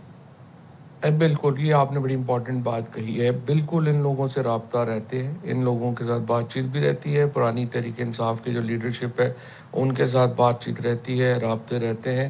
وہ کرنا بھی چاہتے ہیں اور وہ سمجھتے ہیں کہ یہی واحد راستہ ہے جہاں پہ چل کے ہم مذاکرات اوپن کر کے بات کر سکتے ہیں. لیکن ان کو پرابلم یہ ہے کہ وہ اس خوف کا شکار ہے کہ اگر وہ یہ بات کریں گے تو ہمارا یہ سوشل میڈیا کوئی نہ ہمارے پیچھے پڑ جائے، یہ فلانے نہ ہو جائے. اور ہم ان کو سمجھا کے تھک گئے ہیں کہ آپ کوئی قدم نہیں اٹھا سکیں گے اگر آپ اتنے ڈر کے بیٹھے رہے کہ یہ سوشل میڈیا پہ یہ ہو جائے گا. یہ کیمپینز کی کوئی حیثیت اور اہمیت نہیں ہے. ہم جو یہ کانفرنس کر رہے ہیں، جو آپ پہلے سے دفعہ پوچھ رہی تھی کہ اس کا مقصد کیا ہے، دیکھیں ہم نے اس میں بنیادی طور کے اوپر جو پاکستان کے دانشور ہیں، ہمارے جو وکلا ہیں، ہمارے جو important segments of the society ہیں، ان کو اکٹھا کیا ہے. اور ہم نے ان سب دوستوں کے ساتھ یہ بات کر رہے ہیں کہ یہ جو پولیٹیکل ٹمپریچر ہائی ہے اس کا فائدہ اور نقصان جو ہے وہ پاکستان کے لیے کیا ہے، نمبر 1. اور اگر ہم نے اس کو نیچے لانا ہے تو اس کے لیے پھر حکومت اسٹیبلشمنٹ سے ہم درخواست کر رہے ہیں کہ پہلا قدم آپ اٹھائیں، پولیٹیکل پریزنرز کو اور جو خواتین پریزنرز ہیں ان کو آپ ریلیف دیں، تاکہ عمران خان سے ہم یہ کہنے جوگے ہوں ایز اے فرسٹ پوائنٹ کہ جو ایک پرسنلائزڈ کیمپین چلتی ہیں اسٹیبلشمنٹ کے اور حکومتی اکابرین کے خلاف وہ ختم ہو، اور ایک ماحول بنے کہ جس میں یہ بات چیت کر سکیں. دیکھیں نا، اگر ہم اور آپ اتنے تلخ ہیں کہ ہم بیٹھ کے بات ہی نہیں کر سکتے تو پھر ایک دوسرے کی شکل نہیں دیکھ سکتے تو پھر بات کیا کرنی ہے. پہلے یہ ماحول تو ہو نا کہ ہم ایک دوسرے کے ساتھ بیٹھ سکیں. ہم یہ کانفرنس کرنے کا بنیادی مقصد یہ ہے کہ وہ پری مذاکرات کیا اقدامات ہونے چاہیے کہ جن سے یہ لوگ بیٹھ کے آپس میں بات. دیکھیں، فیصلہ عمران خان نے کرنا ہے، اسٹیبلشمنٹ نے کرنا ہے، حکومت نے کرنا ہے. یہ جو پی ٹی آئی میں لوگ ہو جائیں یا یہ تحریک تحفظ میں ہو جائیں یا ہم لوگ ہو جائیں، فیصلہ سازی ہم نہیں کر سکتے. ہم تو صرف ہم بھگت رہے ہیں اس ٹینشن کو. یہ جو پولیٹیکل پولرائزیشن پاکستان میں ہے اس کا نقصان ہم برداشت کر رہے ہیں، پولرائزیشن ہماری وجہ سے نہیں ہے. سو ہم تو خود پھنسے ہوئے ہیں کہ اس سے نکلیں تاکہ آگے چلیں. رائٹ ٹھیک ہے. بہت شکریہ فواد چودھری صاحب، آپ نے باخبر سویرا کے لیے وقت نکالا. اور جو بھی جس طرح سے بھی اب فالو اپ ہوگا، لیڈ ہوگا، پروسیڈ ہوگا معاملہ، آپ تک اپڈیٹس پہنچ جائیں گے. لیٹس سی کہ یہ جو قومی کانفرنس ہے اس سے کیا نتیجہ نکلتا ہے. Yes, welcome back once again to the news of the world. میں نے بالکل جو خبریں پڑھی تھی میں اس میں اتنی محو تھی تو میں نے آپ کو دوبارہ سے ویلکم کر دیا. لیکن ہم یہاں پہ بات کر رہے ہیں کہ یہاں پر جی ڈونلڈ ٹرمپ، آپ کو پتہ ہے وہ یہ دعویٰ کرتے ہیں، انہوں نے کیا بھی پاکستان انڈیا کی جنگ میں کہ انہوں نے کہا میں جنگیں رکواتا ہوں، میں وہ صدر ہوں جو کبھی جنگ شروع نہیں کروں گا. لیکن ان کو نوبیل پرائز چاہتے تھے، وہ نہیں ملا. اب ڈونلڈ ٹرمپ نے ایک ڈیفرنٹ اسٹریٹجی اپنائی، اور اگر ہم یہ کہیں، ظاہر اس کے پیچھے بہت سارے عوامل ہیں، یہ میری 2 سینٹ ہیں. اب ڈونلڈ ٹرمپ نے جی جس طریقے سے اوور دا ویکینڈ سب نے بڑے ہی فلمی انداز میں، اور جو ہم ماضی میں دیکھا کرتے تھے امریکہ کیا کرتا تھا، ریڈ کری. اور ریڈ میں جناب ہوا کیا، جو یو ایس فورسز ہیں اس کے 150 جو جیٹس ہیں وہ اڑتے ہیں 20 ایئر بیس سے، اور وہ وینزویلا کے صدر کو ان کے اپنے ہی بیڈ روم سے ان کی وائف سمیت، جی آپ ایبڈکٹ کا ورڈ یوز کر لیں، جو بھی ورڈ یوز کر لیں، ان کو لے جاتے ہیں اور پھر ان کی تصاویر آنی شروع ہو جاتی ہیں جس میں ان کے ہینڈ کفڈ ہیں اور جس طریقے سے ان کو لے جایا جا رہا ہے. اب سب یہ حیران ہے کہ کیسے کوئی ملک کسی ملک میں آ کے اس کے صدر کو لے جاتا ہے. پھر ہم نے سوچا کہ جی امریکہ ہمیشہ سے جو کہتا ہے جب بھی کوئی بہانہ ڈھونڈتا ہے کسی ملک پر اٹیک کرنے کا، وہ کہتا ہے جی یہاں ڈیموکریسی نہیں ہے، یہاں پر ڈکٹیٹرشپ ہے، یہ لوگ یہ کرتے ہیں وہ کرتے ہیں. ڈونلڈ ٹرمپ نے جو پہلی پریس کانفرنس کی اپنے وزراء کے ساتھ، اس میں انہوں نے 2 ٹوک الفاظ میں کہا جی ان کے جو آئل ریزرو ہیں وہ ہم چلائیں گے. اور سب سے بڑا ان کا امپورٹر کون تھا؟ چائنا. تو چائنا کو اگر ہم سے لینا ہے آئل تو پھر وہ ہم سے بات کرے. وینزویلا کی آئل کی ریفائنری جی اب ہم سیٹ. اچھا، اور یہ جب تمام تر آپریشن کیا گیا امریکہ کی جانب سے، وینزویلا کے صدر کو ابڈکٹ کیا گیا اور پھر اس کے بعد یو ایس لے جایا گیا، جو پہلی پکچر منظر عام پر آئی نکولس مادورو جو کہ صدر وینزویلا تھے، یہ والی پکچر یہ باقاعدہ ڈونلڈ ٹرمپ نے اپنے social media platform Truth Social پر اپلوڈ کی اور لوگوں کو اپڈیٹ کیا کہ وہ جی ہماری تحویل میں ہیں اور ان کو امریکہ لایا جا رہا ہے. اور نہ صرف ان کو بلکہ ان کی اہلیہ کو بھی ساتھ ہی ساتھ ایکسٹریکٹ کیا گیا ہے. اچھا، پھر اس کے بعد ایک ڈرامائی انداز میں ایک پوری سیریز آف پکچرز اور ویڈیوز، یہ بھی اب اپنے منظر عام پر دیکھ رہے ہیں.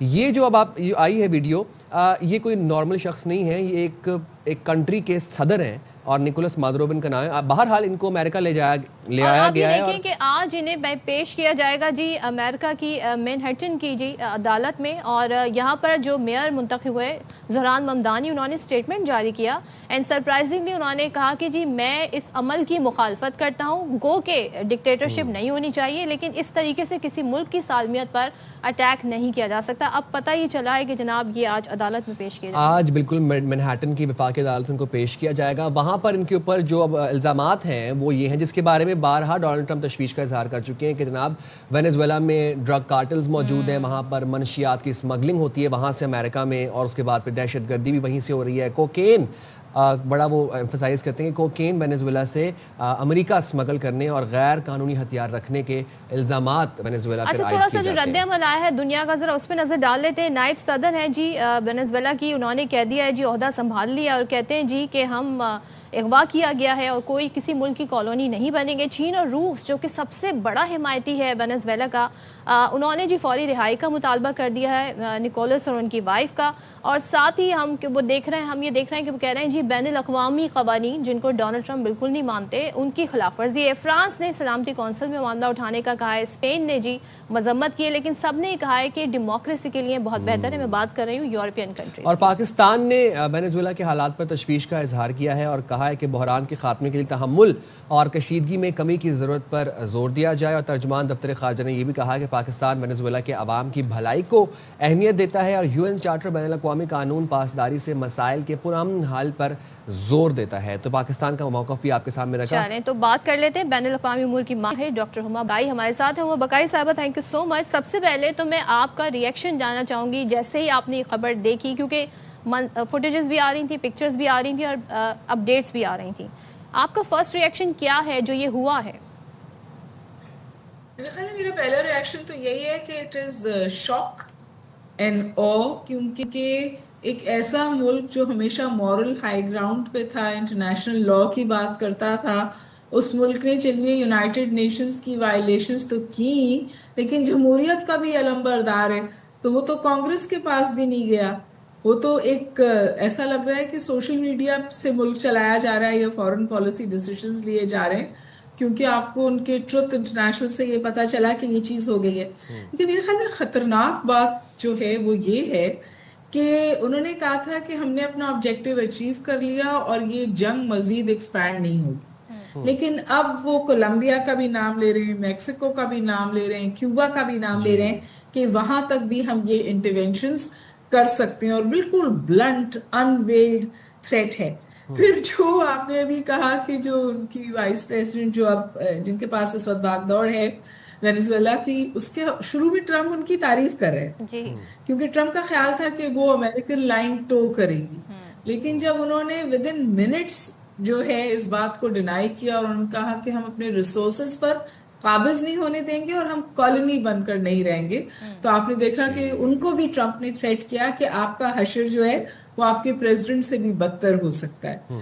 تو آئی لارجلی تھنک کہ بہت ہی ڈینجرس پریسیڈنٹ سیٹ ہوا ہے, اور ہم اب ایسی دنیا میں 2026 میں رہ رہے ہیں کہ اگر آپ کے پاس طاقت ہے اگریشن کو ڈیفائی کرنے کی, عسکری طاقت ہے, تو آپ کی بقا ہے, ورنہ آپ کے ساتھ کچھ بھی کیا جا سکتا ہے. کیونکہ دیکھیے لیٹن امریکہ میں امریکہ پہلے بھی انٹرونشنز کرتا تھا, ان کی ایک ہسٹری ہے, لیکن جو جیسی دنیا آج ہے ویسی دنیا تب نہیں تھی, یونیپولر ورلڈ تھی.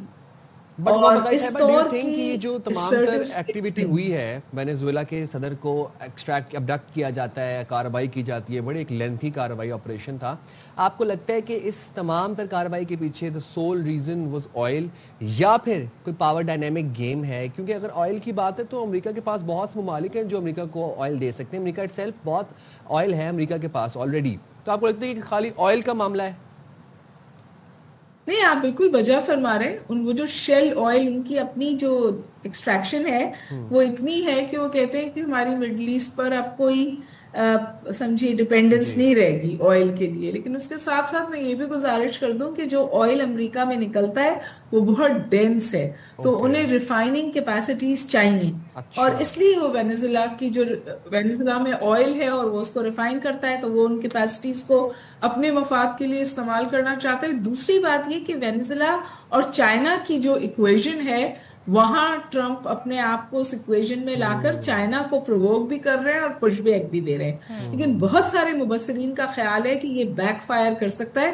امریکہ کے اندر یہ لوگ کہہ رہے ہیں کہ یہ بہت ہی کوئی ایسی اسٹریٹجی نہیں ہے جس کے اچھے دورس نتائج نکلیں گے. وہ اس پالیسی کو مایوپک کہہ رہے ہیں, اور اس کی وجہ یہ ہے کہ اس وقت رشیا کا بھی اپنا ایک ایریا آف انفلوئنس ہے, چائنا کا بھی اپنا ایک ایریا اور انفلوئنس, اور ان سم ویز امریکہ نے ان سب کو ہری جھنڈی دی ہے کہ اپنے اپنے ایریا آف انفلوئنس میں آپ کچھ بھی کر سکتے ہیں. جو دوسری ریپرکشن ہے وہ یہ کہ اس کی وجہ سے سب بندیاں ہو سکتی ہیں دنیا میں, اور ایسی سب بندیاں ہو سکتی ہیں جو پھر تیسری جنگ عظیم خارج الامکان نہیں رہتی. ایسا نہیں ہوتا کہ جنگ ایک دن میں شروع ہو جاتی ہے, اسی طرح کے ایکٹس جو ہیں جی ہما میں آپ سے دو چیزیں پوچھنا چاہوں گی کیونکہ اسٹرانگسٹ الائی جو تھے وینیزویلا کے وہ رشیا اور چائنا تھے. کوئی سپورٹ نہیں آئی, فائنینشیل سپورٹ کیا, کہتے ہیں نا لفاظی ہم نے ضرور دیکھی, کنڈیم کیا انہوں نے اس ایکٹ کو. مطالبہ وہ اقوام متحدہ سے کر رہے ہیں, جبکہ ہم اقوام متحدہ کو دیکھیں یا سلامتی کونسل کو دیکھیں, اب یہ صرف ایک بلڈنگ ہے, ایک جگہ ہے جہاں پر جا کر ایک ڈیبیٹنگ کلب ہے, یا ان کا جو چارٹر ہے وہ صرف کاغذ تک محدود ہے. عملی طور پر وہ یونائٹڈ نیشن کا اسمبلی, سلامتی کونسل یا ان کا چارٹر کوئی رول پلے نہیں کر سکتا. تو ان ممالک نے کیا کیا پھر اگر ان سے رابطہ کیا تو؟ یہ جو آپ تمام باتیں فرما رہی ہیں نا, یہی شروعات ہے ایک خطرناک دنیا کی. جب لیگ آف نیشن نے کولیپس کیا تھا تو سیکنڈ ورلڈ وار ہوئی تھی, اور پھر یونائٹڈ نیشنز آج تک کھڑی ہوئی تھی. اگر آج ہم یہ کہہ دیں کہ یونائٹڈ نیشنز بھی ردی کی ٹوکری میں چلی گئی ہے اور وہ کوئی کلیکٹیو سیکیورٹی کے پیراڈائمز پہ کام نہیں کر سکتی اور تمام ممالک کو اپنا دفاع خود کرنا ہے یا ایسی الائنسز میں جانا ہے جہاں ان کا دفاع انشور ہو, تو پھر ہم اسی صف بندی کی طرف اشارہ کر رہے ہیں جو پھر شاید ہمیں تیسری جنگ عظیم کی طرف لے جائے. ابھی تک آپ نے بالکل بجا کہا کہ مذمت ہوئی ہے, امریکہ کے اپنے الائز نے بھی بڑی شدت کے ساتھ مذمت کی ہے, لیکن آپ کو کوئی ایکشن آن دا گراؤنڈ نظر نہیں آتا. اور اسی لیے میں کہہ رہی ہوں کہ یہ امریکہ نے چائنا اور روس کو یہ ہری جھنڈی دکھا دی کہ اپنے اپنے بیک یارڈز میں, اپنے اپنے زونز آف انفلوئنس میں آپ کچھ بھی کریں, کوئی جواب دہی نہیں ہے. تو یوکرین کے ساتھ رشیا جو بھی کوئی جواب دہی نہیں ہو سکتی, اور یورپ اس کی تائیوان پہ اٹیک کر دے تو پھر کوئی جسٹیفیکیشن نہیں رہ جائے گی امریکہ کے انٹرفیئرنس. امریکہ کے پاس اب کوئی جسٹیفیکیشن نہیں ہے کسی کو بھی کچھ منع کرنے سے. اور دیکھیے پہلے امریکہ could get away with it, امریکہ نے کوئی 40 رجیم چینج کیے ہیں, اور اس وقت وہ کہہ رہا ہے کیوبا کی بھی رجیم بدلنی چاہیے, میکسیکو کی بھی بدلنی چاہیے, تو اس طرح تو کولمبیا کی بھی بدلنی چاہیے. تو اگر یہ اسٹریٹجی اتنی سمجھیے پردہ چاک ہو کر سامنے آئے گی تو رول آف لا ختم ہو رہا ہے, کلیکٹیو سیکیورٹی ختم ہو رہی ہے. آپ دنیا کو یہ میسج دے رہے ہیں کہ اگر آپ کے پاس طاقت ہے تو اپنا دفاع کر لیجئے, کہ ورنہ کوئی انٹرنیشنل نارمز یا سٹرکچرز نہیں رہے آپ کو پروٹیکٹ کرنے کے لیے. اور آپ نے دیکھا مئی میں انڈیا نے یہی کوشش کی تھی, کیونکہ پاکستان پش بیک دے سکتا تھا, پاکستان دانت کھٹے کر سکتا تھا, تو ہماری بقا اور سالمیت اپنی جگہ ہے. ایران نے جواب دیا, ایران کا نقصان ہوا لیکن ایران نے تل اویو کو سخت جواب دیا, تو اوور نائٹ امریکہ جو ہے وہ الائی سے میڈیٹر بن گیا. اور یہ جو آپ سبز جھنڈی کی بات کر رہی ہیں, یہ تو ایک پیغام دیا جا رہا ہے کہ مائٹ از رائٹ, اور آپ صحیح کہہ رہی ہیں کہ یہ تو چین اور روس کے لیے اور بھی جو سپر پاورز ہیں ان کے لیے نو انٹرنیشنل لا, جی نو پرنسپلز, نو انٹرنیشنل لا, نو نارمز, نو کلیکٹیو سیکیورٹی.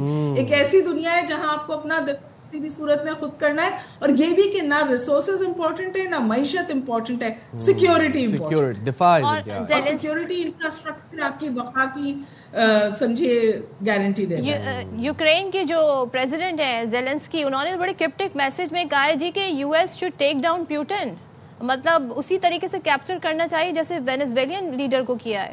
تو اب تو یہ ڈیمانڈ کی جا رہی ہے باقاعدہ ڈونلڈ ٹرمپ سے. لیکن یہی صورتحال ہو گئی نا, زیلنسکی کو یہ لگ رہا ہے کہ پیوٹن کو بھی اس طرح اٹھا کے لے جائے امریکہ, جو امریکہ نہیں کر سکتا, اور پیوٹن کو یہ لگ رہا ہے کہ اب میں زیلنسکی کے ساتھ کچھ بھی کر لوں میرا کوئی پوچھنے والا نہیں. Especially after that recent attack. Very wrong precedents being set.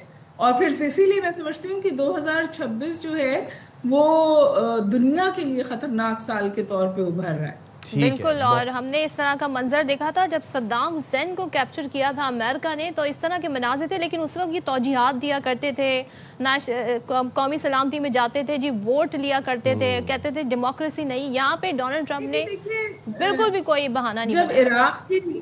جب عراق کی انویژن ہوئی تھی تو ان کو یونائٹڈ نیشن سے اجازت نہیں ملی تھی, تو انہوں نے کولیشن آف دا وننگ بنائی تھی.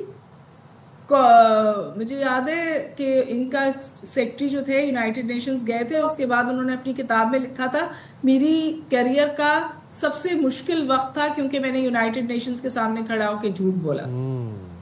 یہ انہوں نے اپنی کتاب میں بعد میں لکھا, اور پھر وہ جھوٹ ثابت ہوا کیونکہ کوئی ویپنز آف ماس ڈسٹرکشن نہیں تھے عراق میں, لیکن اس وقت بھی एक अलाई की मदद से इन्वेजन की थी, लेकिन यूनिपोलर वर्ल्ड थी। आज मल्टीपोलर वर्ल्ड है, मिडिल पावर्स हैं, इसलिए मैं समझती हूँ कि सबबंदियां होकर सूरत हाल अगर कंट्रोल नहीं की गई, अमेरिका तो इसको कह रहा था ये ऑब्जेक्टिव अचीव कर लिया, अब खत्म हो गया, मजीद मिलिट्री एक्टिविटी नहीं होगी।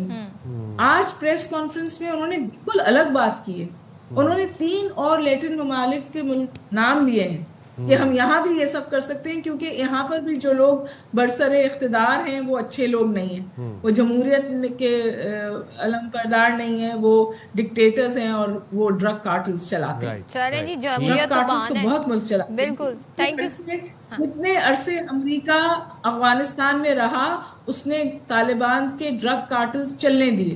उन्होंने कहा हमारा काम ही नहीं है कि हम पॉपी की को रोके। और आपको पता है कि कितनी डैमेजिंग रिपोर्ट आई है अफगानिस्तान के हवाले से, जो अमेरिका का वहाँ किरदार रहा है, और अभी भी वहाँ आर्म्स छोड़ के चले गए जो हमारे लिए मुस्लिम का बना हुआ है। जिस तरह गए हैं, ट्रांजिशन भी नहीं हुआ जिस तरह गए। Thank you so much doctor Huma बकाई हमारे साथ थे। और जी, सब बने होते हैं डेमोक्रेसी और ड्रग, और ये असल बहाना ये है, सबसे ज्यादा ऑयल रिजर्व जिस कंट्री के पास इस दुनिया में मौजूद है वो है वेनेजुएला।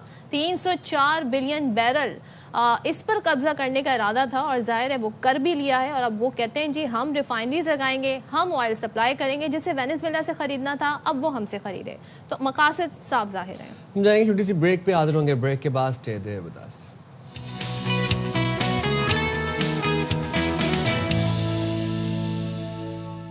अच्छा जी, बहुत बात कर ली हमने जंगों के हवाले से और जिस तरीके से भारत दहशतगर्दी पर तुला हुआ है, तो लाइटर खबरों पर आ जाते हैं और आपको बताते हैं कि हमारे मुल्क में क्या प्रोग्रेस हो रही है, क्या काम हो रहा है। आप देखें, बलूचिस्तान में ख़वातीन के लिए पिंक बस सर्विस का आगाज़ कर दिया गया है, और इस इकदाम का मकसद ख़वातीन के लिए मखसूस और महफूज ट्रांसपोर्ट के ज़रिए तालीमी इदारों, दफातर, अस्पताल तक रसाई को महफूज बनाना है। क्या बात है, और बड़ी खुशी हो रही है हमें ये मंजर देख के और ये खबर आपको देते हुए कि भाई अब, क्योंकि कहा जाता है जी सिर्फ कुछ शहर हैं जहाँ तक जी ये तरक्याती काम हो रहे हैं, लेकिन जब हम क्वेटा से, हमारे बलूचिस्तान से ऐसी खबरें सुनते हैं तो बड़ी खुशी होती है। तो बात करते हैं जी, अब्दुल्ला मक्सी हमारे नुमाइंदे साथ हैं, उनसे और जानेंगे जी कि कितनी बसें लाई जाएंगी और क्या रूट्स होंगे। तो अब्दुल्ला ज़रा हमें बताइएगा, किराया क्या है, रूट्स क्या हैं, और इनिशियली कितनी बसेज आई हैं? जी बिल्कुल, शुरू में ये था कि ग्रीन बस लाए गए थे, ठीक है ना। उसके बाद अब खुसूसन जो ख़वातीन के लिए जो पिंक बसेज हैं वो मुतारिफ़ करवाए गए हैं। तकरीबन कोई 4 जो पिंक बसेज हैं, इब्तदाई तौर पे कहा यह जा रहा है कि जो, क्योंकि बाज़ जो सड़कें हैं वो ज़ेर तामीर हैं, जिसकी वजह से ज़्यादा बसें फ़िलहाल हुकूमत बलूचिस्तान नहीं ला रही। इस टाइम जो 4 बसें हैं जो इस टाइम एक रूट पे चल रहे हैं, और काफ़ी तकरीबन कोई 20 से 25 किलोमीटर का ये फासला होता है यहाँ तक। मैं इस टाइम इसके एंड पे जो स्टॉप है वहाँ पे मौजूद हूँ, और इन बसेस में जो खुसूसन ख़वातीन के लिए है, देखिए जब भी कोई तरक्की की बात हुई, जब कोई सहूलत की बात हुई, तो अवाम ने यकीनन खुशी का भी इज़हार किया और इस चीज़ को वेलकम भी किया। क्योंकि पहले ये था कि गले सड़े बसों पे ख़वातीन और जो मुसाफिर थे वो सफ़र करते थे, शहर में जो लोकल बसें थे जगह जगह से फटे हुए, टूटे हुए, तो काफ़ी मुश्किलात थे। अब ये है कि जो नई बसें हैं उनसे ये है कि कम से कम ये कि जो सर्दियां हैं, सर्दियों में ये है कि हीटर वगैरह लगे होते हैं इन बसों में, कंफर्टेबल होते हैं, और गर्मियों में किन रूट्स के ऊपर इब्तदाई तौर पर ये बसें चलाई जा रही हैं? किराए बताएं। जी बिल्कुल, ये बरेली से शुरू होती है, चलती हैं यहाँ पे। जो यहाँ पे इस टाइम बरेली में मैं खड़ा हूँ, तो ये सिटी से होते हुए, शहर के मुख्तलिफ शाहराहों से होते हुए ये सरियाब रोड यूनिवर्सिटी तक ये जो पिंक बसें हैं यहाँ तक जाती हैं। दीगर जो बसें हैं जैसे वो ग्रीन बसें हैं वो सोना खान से लेकर कुचलाग तक ये बसें चलती हैं।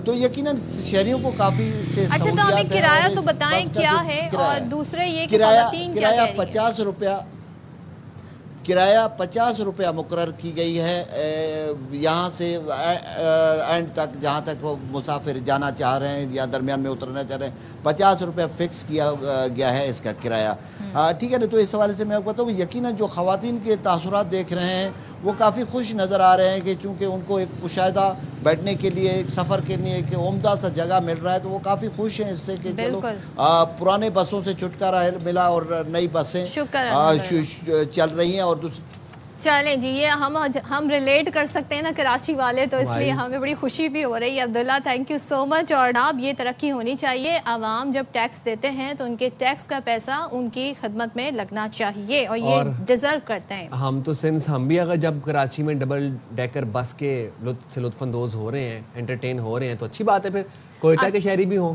پنک بسز سے. اچھا جی، کچھ معاملات ایسے ہیں جس میں ہمیں بھی اپنی ذمہ داری نبھانی ہوتی ہے، لیکن ہمارے یہاں یہ کلچر نہیں ہے. اگر آپ کو کسی چیز میں کوئی ایشو آ رہا ہے، لوگ اس کو ایڈجسٹ کر لیتے ہیں دوسرے طریقے، اور کراچی کی زبان میں جگاڑ نکال لیتے ہیں، لیکن شکایت نہیں کرتے. شکایت کرنے کا طریقہ شور مچانا نہیں ہوتا. آپ فون کال کر سکتے ہیں کسٹمر سروس کو، آپ ان کو ای میل کر سکتے ہیں، آپ خط لکھ سکتے ہیں. اور اگر بہت سارے شہری ایک ہی جیسی کمپلین کریں تو وہ ایڈریس بھی ہوتا ہے. لیکن یہ ایک بہت ہی دیرینہ مسئلہ تھا، اور وہ ہے بزرگ افراد سے متعلق، خاص طور پہ کیونکہ ود ایج جو آپ کے فنگر پرنٹس ہوتے ہیں وہ بلر ہونا شروع ہو جاتے ہیں، وہ غائب ہونا شروع ہو جاتے ہیں، تو بایو میٹرک میں اس کی تصدیق نہیں ہو پاتی. ایسے میں کیا ہوتا ہے، بار بار ان بزرگ شہریوں کو زحمت دی جاتی ہے، بینک بلایا جاتا ہے، اور ان کے لیے یہ بڑا مشکل مرحلہ ہوتا ہے. جو پینشنرز کے لیے تو خاص طور پر پینشنرز کے لیے بڑا مسئلہ ہوتا ہے، کیونکہ ظاہر ان کے فنگر پرنٹس نہیں آ رہے. اب نادرا نے جی اس کا ایک حل نکالا ہے. وہ کیا حل ہے جی؟ وہ حل میں آپ کو بتاتا ہوں. حل یہ ہے کہ نادرا کے نئے پائلٹ منصوبوں سے متعلق انہوں نے ایک پائلٹ منصوبہ نکالا ہے. اب جس میں ہوگا کیا، اس میں جو جس طرح آپ کو بتا رہے ہیں کہ جو چہرہ ہے، ایک تو وہ فیس آئیڈینٹیفیکیشن ہوگی اس کی، دوسرا گمشدہ شناختی کارڈ کا ری پرنٹ یا تجدید منتخب جو ہے وہ فرینچائزر سے ممکن ہو سکے گی. نادرا نے ڈیجیٹل میدان میں بہت تیزی سے کام کیا ہے، اور اب نادرا سینٹرز جانے اور طویل قطار میں کھڑے ہونے کی آپ کو کوئی ضرورت نہیں ہے. تو وہ جو فنگر پرنٹ والا سسٹم تھا، اب وہ نادرا نے اس کو مزید موڈیفائی کر کے اب فیس ریکگنیشن ٹیکنالوجی لے آئی گئی ہے تاکہ فیس ریکگنائز کر لیا. تو ہم یہ ذرا جاننا چاہیں گے کہ کیا فنگر پرنٹس اور فیس کی بایو میٹرک دونوں ساتھ ساتھ چلیں گے یا اسپیسیفک ہے ٹو سرٹن ایج گروپ. بات کر لیتے ہیں نادرا کے نئے پائلٹ منصوبوں سے متعلق. ترجمان NADRA Syed Shabahat Ali, thank you so much Shabahat join کرنے کے لیے. سب سے پہلے تو بتائیے گا کہ کیا چینجز آ رہے ہیں، اور یہ جو بایو میٹرک فیس کے ذریعے ہونی ہے یہ کن کن پر اپلائی ہوگی، اور یہ کس طرح یہ پروسیس ہوگا، ذرا یہ بتائیے گا. جی السلام علیکم. پروگرام میں مدعو کرنے کا بہت شکریہ.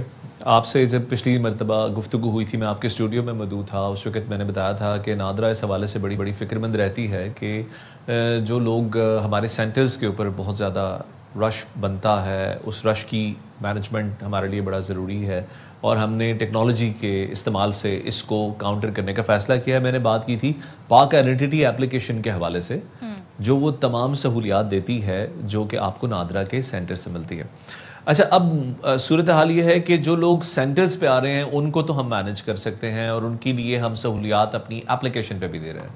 لیکن بہت سے ایسے ادارے ہیں جہاں پر آپ جاتے ہیں تو آپ کو اپنے فنگر پرنٹس کے ذریعے اپنے آپ کو ریکگنائز کروانا ہوتا ہے، اور وہ فنگر پرنٹس میچ کیے جاتے ہیں. بینکس ہو گئے فار انسٹنس، آپ نے کوئی پلاٹ خریدنا بیچنا ہے، آپ نے گاڑی خریدنی بیچنی ہے، آپ کو آپ کے CNIC کے اگینسٹ ایک مرتبہ ویریفائی کیا جاتا ہے ود فنگر پرنٹس، اور وہ لائیو میچ کیے جاتے ہیں ود نادرا.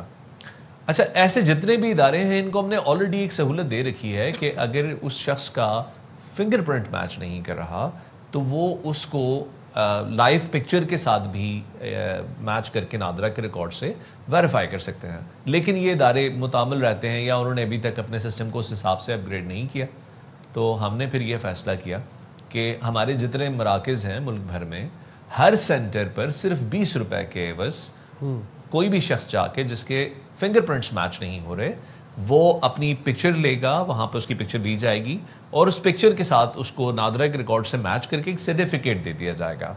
یہ سرٹیفکیٹ ویسے ہی کارآمد تصور کیا جائے گا جیسے کہ آپ کے فنگر پرنٹس میچ ہو گئے ہیں. اچھا، یہ بتائیے گا اگر فار انسٹنس ایک سم نکالی جاتی ہے ایک بزرگ کے لیے تو اس کا کیا پروسیجر ہوگا، ذرا وہ بھی ہمیں ذرا ایلیبریٹ کیجیے گا. وہ تو ایکٹیویٹ یا انگوٹھے سے ہوتی ہے سم. سائم، میں نے آپ کو عرض کیا کہ ہر وہ جگہ جہاں پر ایک شہری کو پہچانا جا رہا ہے ود ہز بایو میٹرک، اس کا مطلب یہ ہے کہ وہاں پر جو بھی فرینچائز ہے یا جو بھی وہ شاپ ہے یا بینک ہے یا کوئی بھی آؤٹ لیٹ ہے، وہ جو बायोमेट्रिक कैप्चर कर रहा है उसको एक मरतबा वो लाइव मैच करता है नादरा के रैकेट के साथ। तो नादरा के पास आपके सिर्फ उंगलियों के निशानात नहीं, आपके चेहरे के मतलब मुकम्मल तस्वीर भी मौजूद है, आपके चेहरे के खदोखाल भी नादरा के पास मौजूद है। ये टेक्नोलॉजी आज के दिन में हमने अवेलेबल कर रखी है और ये तमाम इदारे अगर आज भी हमारी जो API है उसको कंज्यूम कर लें और अपना हार्डवेयर और सॉफ्टवेयर अपडेट कर लें तो ये आज की तारीख में भी फेशियली रिकॉग्नाइज कर सकते हैं। ताहम आपके सवाल का बराह रास्त इफ यू अलाउ मी, ऐसा होता नहीं है। आपने खुद ही कहा कि जैसे बैंक है वो बार बार बुजुर्ग शहरियों को बुलाते हैं, आपने कहा वो लाइव पिक्चर के जरिए उनको रिकॉग्नाइज कर सकते हैं। जब बैंक से ये बात की जाए तो कहते हैं जी हमारे पास ऐसा कोई सिस्टम नहीं है, आना ही पड़ेगा बुजुर्ग शहरी को। इसी तरीके से जैसे सिम की बात हुई तो यहाँ पर भी यही मसले होंगे। इवन कि अगर मैं नादरा की एप्लीकेशन पे जाऊँ, वहाँ पे अगर मैं ऑनलाइन अपना फिंगरप्रिंट्स थंब जो है करना चाहूँ, जो ऑप्शन दिया हुआ है, कभी भी वेरीफाई नहीं होता है। कितनी अटेम्प्ट आप कर लें वेरीफाई नहीं होता। तो ये जो सिस्टम के लूप होल्स हैं, इनको अगर आप इनकॉर्पोरेट करें या इनको सही कर लें तो बहुत सारी सहूलतें जो आप फराहम कर रहे हैं वो सब तक पहुँच सकेंगी। सदफ, आपके सबसे आखिरी पार्ट की तरफ पहले इसलिए आऊँगा कि वो मेरे बराह रास्त इदारे से उसका ताल्लुक है। अगर आपकी एप्लीकेशन पे आपके फिंगरप्रिंट्स मैच नहीं होते तो ये एप्लीकेशन आपको फेशियल के साथ भी रिकॉग्नाइज करके लॉग इन कर सकती है। ओके, ये इसके अंदर फीचर मौजूद है। अच्छा, जो बैंक्स की आपने बात की, मैं फिर दोबारा जो हमारा ये एलामिया आपके पास है जिसमें से भी आपने मेरा इंट्रोडक्शन भी पढ़ा, तो उसमें एक दफ़ा फिर देख लीजिएगा कि हमने तमाम बैंक्स के लिए स्टेट बैंक को एक मरतबा फिर तहरीरन दरख्वास्त की है, साथ ही हमने PTA को लिखा है और जो रेगुलेटर्स हैं उनको भी लिखा है कि हमारी ये API यानी कि हमारी ये सॉफ्टवेयर ऑलरेडी ऑनलाइन अवेलेबल है। और मैं बतौर तर्जुमान आपको यहाँ ARY के प्लेटफॉर्म पे बता रहा हूँ कि ये अगर आज अपने बैंक्स अपना हार्डवेयर पूरा कर लें, यानी कैमरा लगा लें जो कि उस सॉफ्टवेयर के अंदर हमारे डाटा के साथ लाइव मैच कर सके, तो उनके पास ये सहूलत अवेलेबल है। ताहम चूँकि बैंक्स ये नहीं कर पाएंगे over a period of time, तो अब हमने अपनी सेंटर्स के ऊपर 20 जनवरी से ये सहूलत अवेलेबल कर दी है। पाकिस्तान भर के तमाम नादरा मराकज़ पे अवेलेबल है और इसका मकसद यकीनन लोगों को फैसिलिटेट करना है, जो जाहिर है हम अपने प्रेमिसेस के अंदर तो कर ही सकते हैं। और शबाहत, हम ज़रा थोड़ी इसकी एफिशिएंसी भी समझना चाह रहे हैं। अभी जो फेशियल रिकग्निशन बायोमेट्रिक सिस्टम है ये किस कदर एफिशिएंट है, क्योंकि हमारे मुल्क के मुख्तलिफ पार्ट्स में कुछ जगहों पर बुजुर्ग शहरी हैं या जो नॉर्मल भी लोग रह रहे हैं, कुछ पगड़ी पहनते हैं, ख़वातीन दुपट्टा स्कार्फ लेती हैं एक मखसूस तरीके से, उसके बाद कुछ टोपी पहनते हैं, कुछ नकाब पहनते हैं। Yes exactly. तो कितना एफिशिएंट है ये सिस्टम? साइम, अगर आपकी पेशानी के टॉप से लेकर आपकी थोड़ी तक अगर आपका चेहरा विजिबल है तो ये सिस्टम आपको बड़ा एफिशिएंटली रिकग्नाइज कर लेता है। माँ सिवाय इसके कि आपने 10 साल से ज़्यादा अरसा गुजर चुका है, चेहरे पे आपने बिल्कुल क्लीन शेव थे, आपने बहुत बड़ी बियर्ड रख ली, अगर इस तरह की कोई चीज़ हो तो इन दैट केस जब आप अपना CNI रिन्यू करवाने जाते हैं तो वो आपसे एक दफ़ा दोबारा कहते हैं कि जी आप पिक्चर अपनी दोबारा करवा लें। बहरहाल 99% केसेस के अंदर आपके जो फेशियल फीचर्स हैं उनकी प्रोग्रेशन बहुत स्लो होती है, वो इतनी स्पीड के साथ इवॉल्व नहीं कर रहा होता, राइट। और हमारा सॉफ्टवेयर उसको रिकग्नाइज कर लेता है। ये जो सहूलत है खास तौर पे ये तो है ही बुजुर्गों के लिए या उन लोगों के लिए जिनको कोई स्पेसिफिक इशू है, यानी 95% लोगों को तो ये इशू नहीं आते, ये 4-5% लोगों का इशू होता है, तो उनके लिए हमारा फेशियल जो है सिस्टम वो बड़ा एफिशिएंट है। अच्छा शबाहत, ज़ाहिर है आपके इदारे से बराह रास्त मसला जुड़ा तो नहीं है, लेकिन क्योंकि आपका रोल बड़ा इंपॉर्टेंट है रिकग्निशन में, फेस रिकग्निशन में, फिंगरप्रिंट्स की रिकग्निशन में, और हर इदारा फिर आपसे इस सिलसिले में जुड़ा हुआ है। अब ये जो बुजुर्ग शहरी हैं, पेंशनर्स हैं, इनको हर 3 महीने बाद बुलाया जाता है, लाइव सर्टिफिकेट इनसे मांगा जाता है, उसको अटेस्टेशन करवाई जाती है 17 ग्रेड के ऑफिसर से।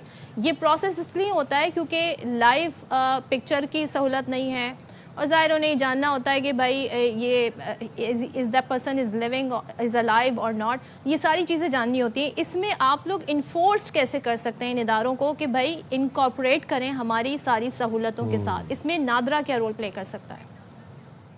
हम अपना रोल्स ही प्ले कर चुके हैं। बड़ा अच्छा, बड़ा पर्टिनेंट क्वेश्चन है आपका। देखें, इस चीज़ को सिर्फ इस तरह से समझिएगा कि ये वो अफराद हैं जो उम्र के आखिरी हिस्से में हैं, सीनियर हैं, सिटीजन्स हमारे, कुछ बीमार हैं, कुछ साहिब फराश हैं, कुछ बेवाएँ हैं, तो ये बड़ा सीरियस प्रॉब्लम है, उनके लिए आना बहुत प्रॉब्लम है।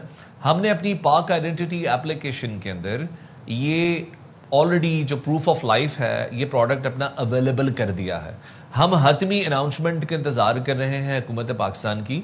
ये अनाउंसमेंट जैसे ही होती है तमाम पेंशनर्स जो वफाक के हैं और फिर ग्रेजुअली जैसे जैसे सूबे ऑन बोर्ड आते रहेंगे ظاہر ہے آپ کو پتہ ہے سارے پینشنر سینٹرل ایک ادارے کے نہیں، مختلف اداروں کے پینشنرز ہیں. کس ادارے کے سو ایز اینڈ میں وین وہ آتا ہے؟ پینشنرز آن بورڈ نہیں مطلب یہ ہے کہ کچھ وفاق کے پینشنرز ہوں گے، کچھ جو ہے ملٹری اکاؤنٹس کے پینشنرز ہوں گے، کچھ صوبوں کے پینشنرز ہوں گے، تو ہم یک بعد دیگرے ان تمام اداروں کو آن بورڈ لیں گے. ٹیکنالوجیکلی ہماری تیاری مکمل ہے. اگر آپ کے پاس اپنے موبائل میں پاک آئیڈینٹی اپلیکیشن موجود ہو تو پروف آف لائف سرٹیفکیٹ کی فیسلٹی آپ ابھی بھی دیکھ سکتی ہیں as of now when I speak.